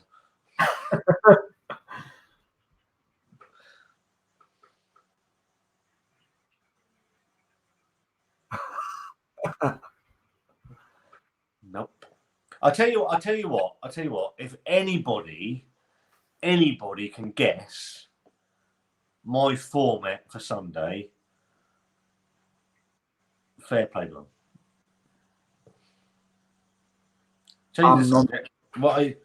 Your top 5 beers ever?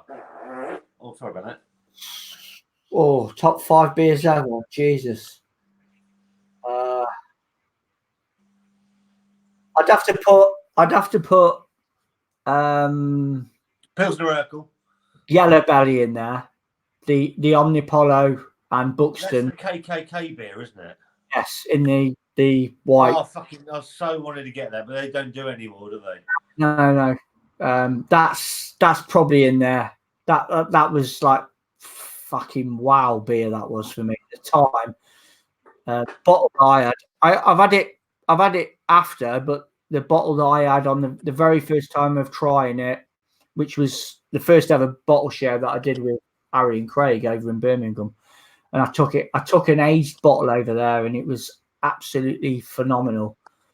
A standout beer for me over the time that I've been doing this is that one. Yeah, there are probably other ones in there, but I don't know. You've probably caught me on the back foot there. I'll have to think about that one. Right, I'll go slightly different on that, Jason, because what I'll do is I'll go the beers I've done this year,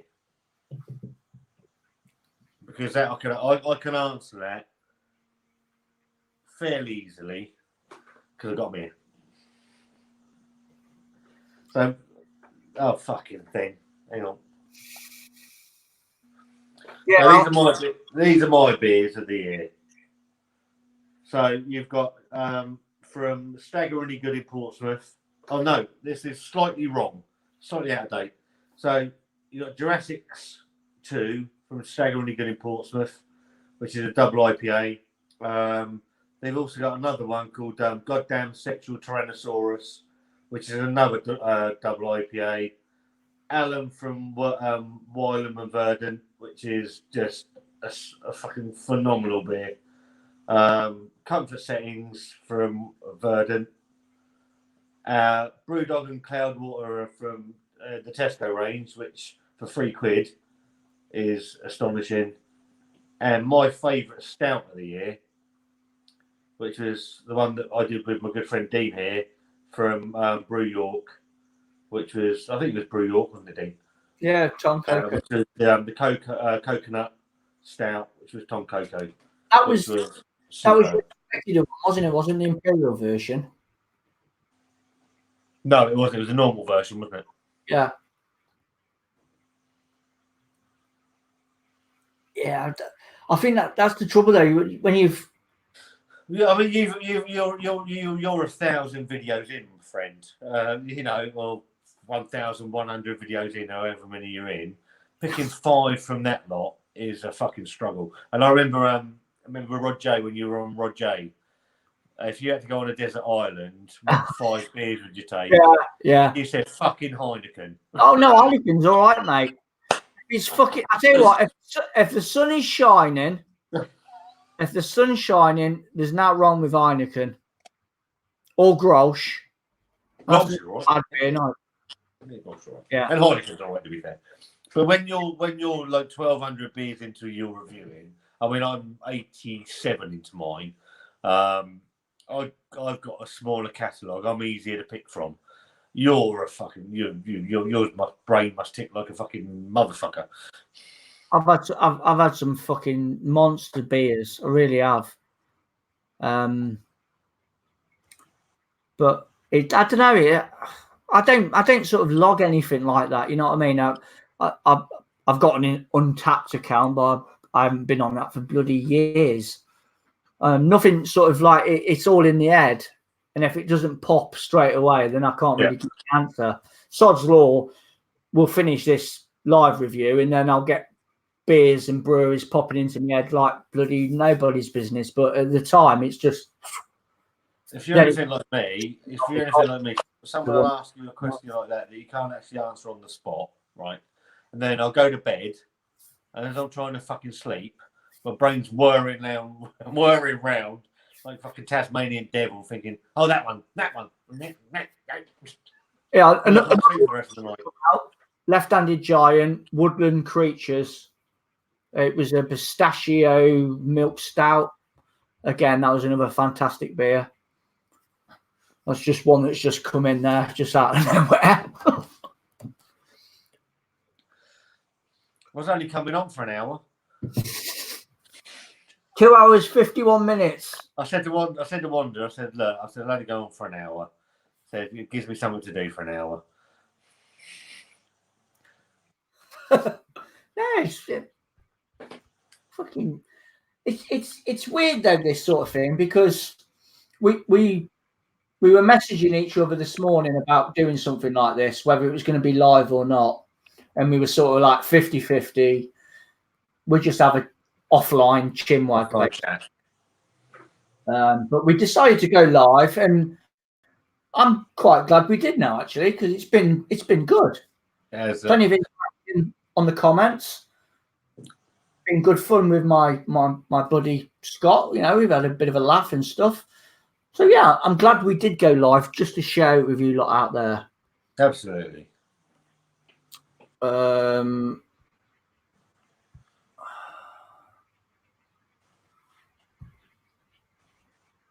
Yeah, we've done that one. So what's this one?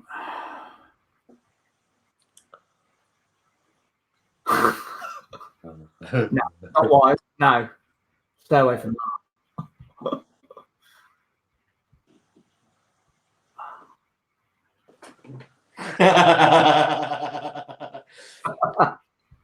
I said to Wanda, I told Wanda about what I wanted to do, like a fully scripted video and a 7-minute review.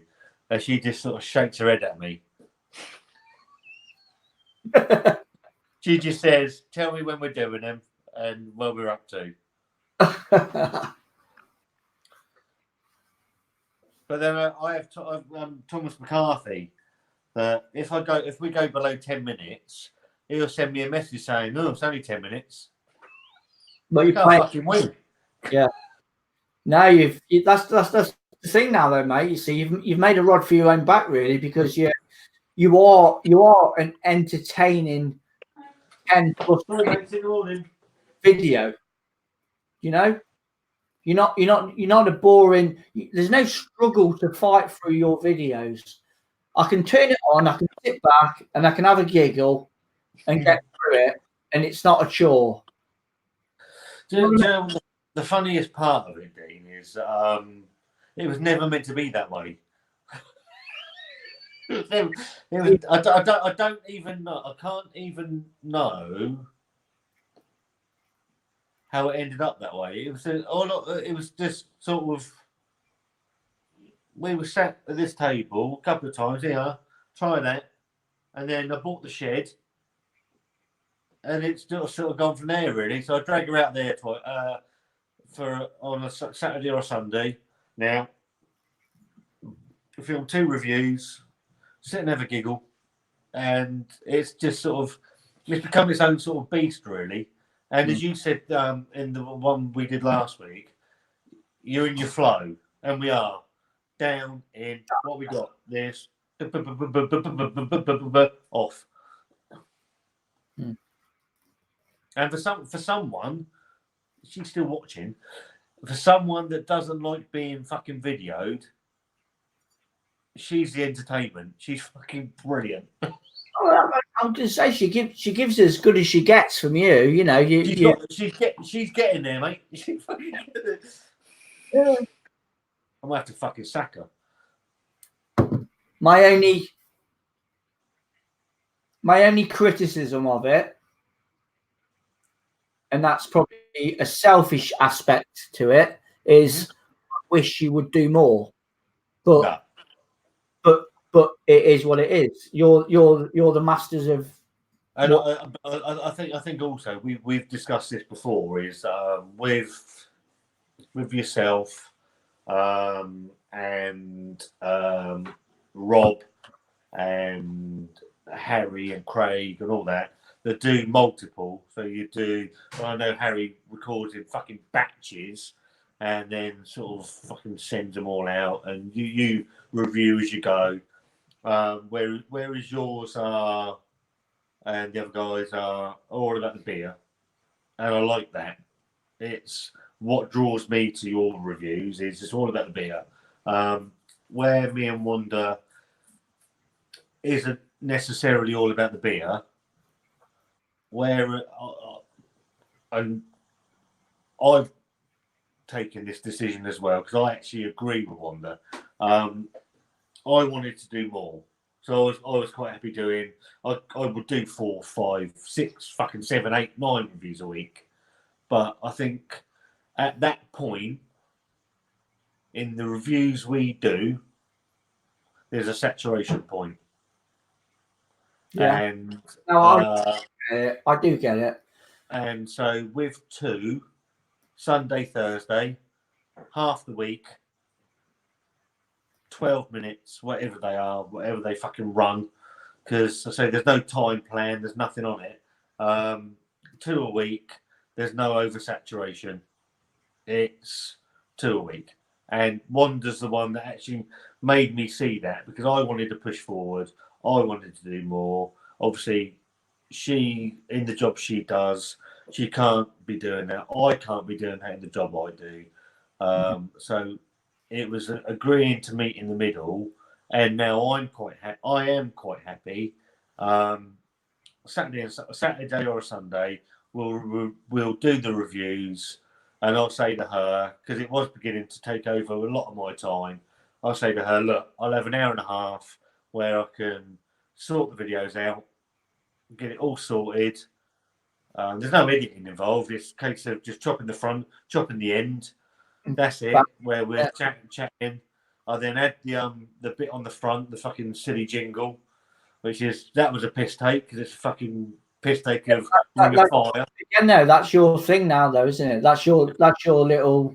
Yeah, that was a piss take of Ring of Fire. Made your own, haven't you? Yeah, so let's add that on, and then I upload it, and I schedule both the videos for a Sunday.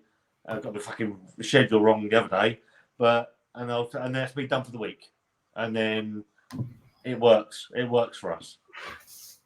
Yeah, no, that's it. At the end of the day, mate, as long as you're happy with your format, yeah, the formula that you're doing, then you just go with it.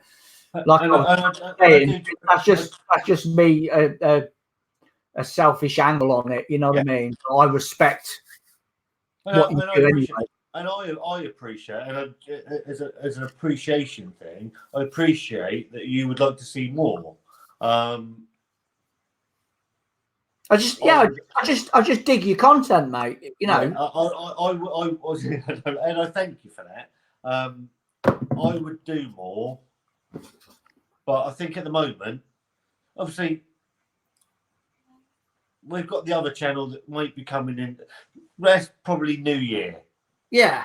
That's going to be the New Year. So, and I think that might be and I don't know how that's going to work. Do you know what? I go backwards and forwards on is it spicy? I want to do it, but Wanda won't eat anything spicy. So it's going to be about me putting myself with a pain barrier. And I'm happy to do that. It's what form, and this is a discussion that me and Wanda need to have, is on what form the channel takes. Yeah. Because I don't want it. I don't want it in the shed. I don't want the food in the shed. I want that to be a completely separate entity. That's the Beer Wonder shed. If we do food reviews, they'll be here. Yeah, no, that's fair, dude. I like the branding of the Beer Wonder thing. I like that. I like the way the shed's taken on a life of its own. It's a little piece to the puzzle, isn't it? Almost, you know. Yeah, and it's got your chalkboards at the back. You've got your little table. Yeah, it's all part of the chemistry of the channel, isn't it? It'd be sort of snatch that and place it into something else. No, and my fun comes from that shed. It's my getaway. It's the way I deal with everything that goes on in our lives. I love it in that shed. It's the best thing. It's the best 320 quid I've ever spent. Because it is literally just a fucking shed. Does the fucking job, mate, doesn't it? Mm. Right, back to comments. Jason, it's been great, guys. Better than the crap on TV. But for 4 Grimberg Blondes, so I'm good night from me. Grimberg and Blonde. That's a great beer. Thanks for the thanks for watching, mate, Jason. Much appreciated, pal. Good to be a service. Better than the crap on TV, because there is. To be fair, that's not fucking difficult, is it? No, it's not. It's not. It's fucking awful what's on the telly.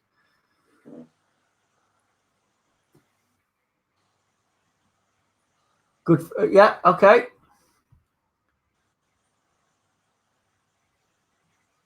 No. Rob John, no. New one on me. No, I'm not doing it then. That's another thing as well. They've got new guys all the time, it seems to be. They're trickling in. It's good. It's all good fun, though.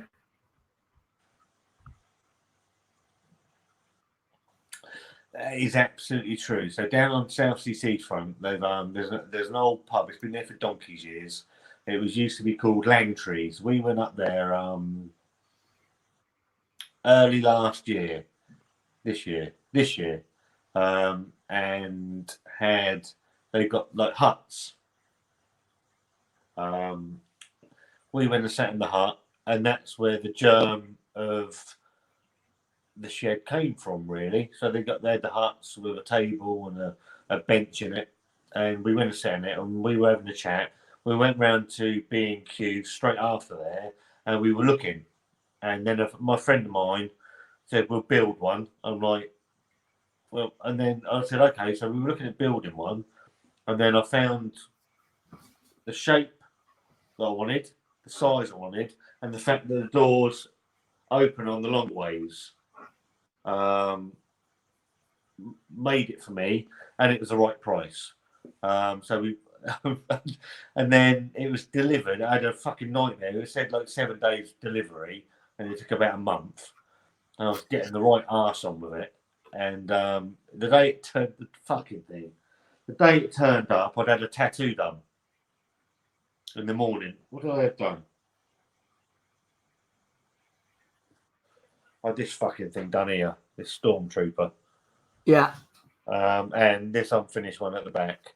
And it was baking hot. And we've only got a terrace house. And I've got to get it through to the back garden. And it won't go through the fucking door. So I'm having to stand out in the street and take the top off the fucking thing in the baking sun, and it's frying my fucking new tattoo. And I'm in agony, absolute agony, cursing, trying to get the thing off, thinking I've got to get it all the way through here and then put the fucking thing back together again. It's a nightmare. Absolute nightmare. You did it, though. You did it. Yeah. Got a bit old. Got old in it. Barry Lee comments. IBUs. Missing IBUs. Yes. New thing, yeah, of course.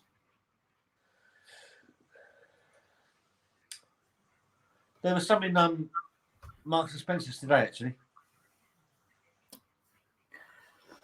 Beer festivals. Festive beers. Festive beers. Yes. Well, I mean, you get that fucking the usual like Green King stuff. They did a memento. Fucking Christmas pudding nail or whatever it was. Paul, go on Southwark Beers. I think it's Southwark Brewery Beers. Are they on here? Hang on. Oh, I bet I've fucking got them. No, I've just seen another comment come in, and it's 29 for something. I know, yeah. I know who he's on about now. That the Rob John beer reviews. I know who it is now. So, Paul, if you go on Southwark Beers, I think it's Southwark Brewery. This is one. Oh, I love the names of some of these Christmas beers, though. Right, that's one. You'll like this one then, Dean. Hang on.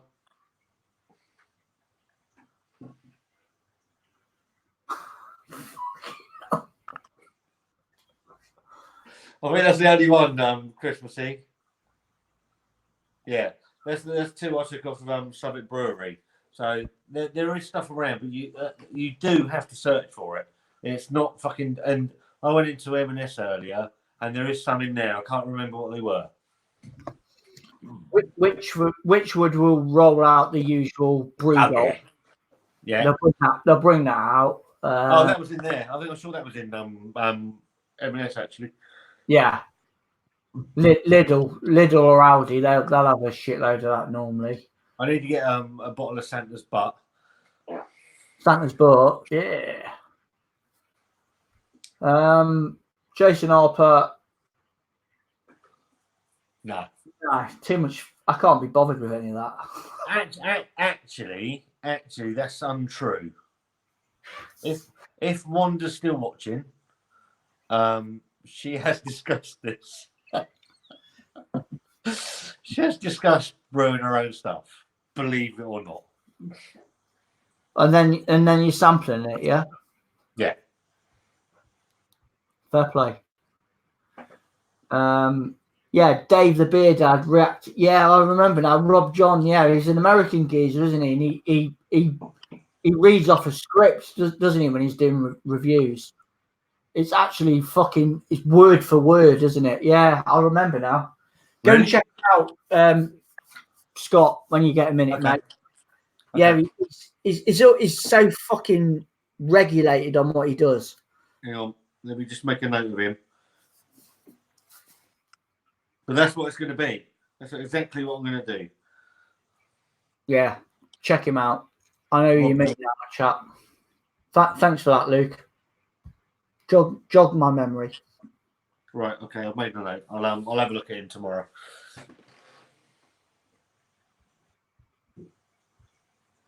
Yeah, we're cool. That's at the old Christmas beers. Yeah. Yeah. Yeah, check him out, mate. You'll little bit of a giggle coming on there, I think. Right. Yeah. I think we'll start winding things down a bit now. Yeah, I want to FaceTime Wonda before she goes to bed as well. So yeah.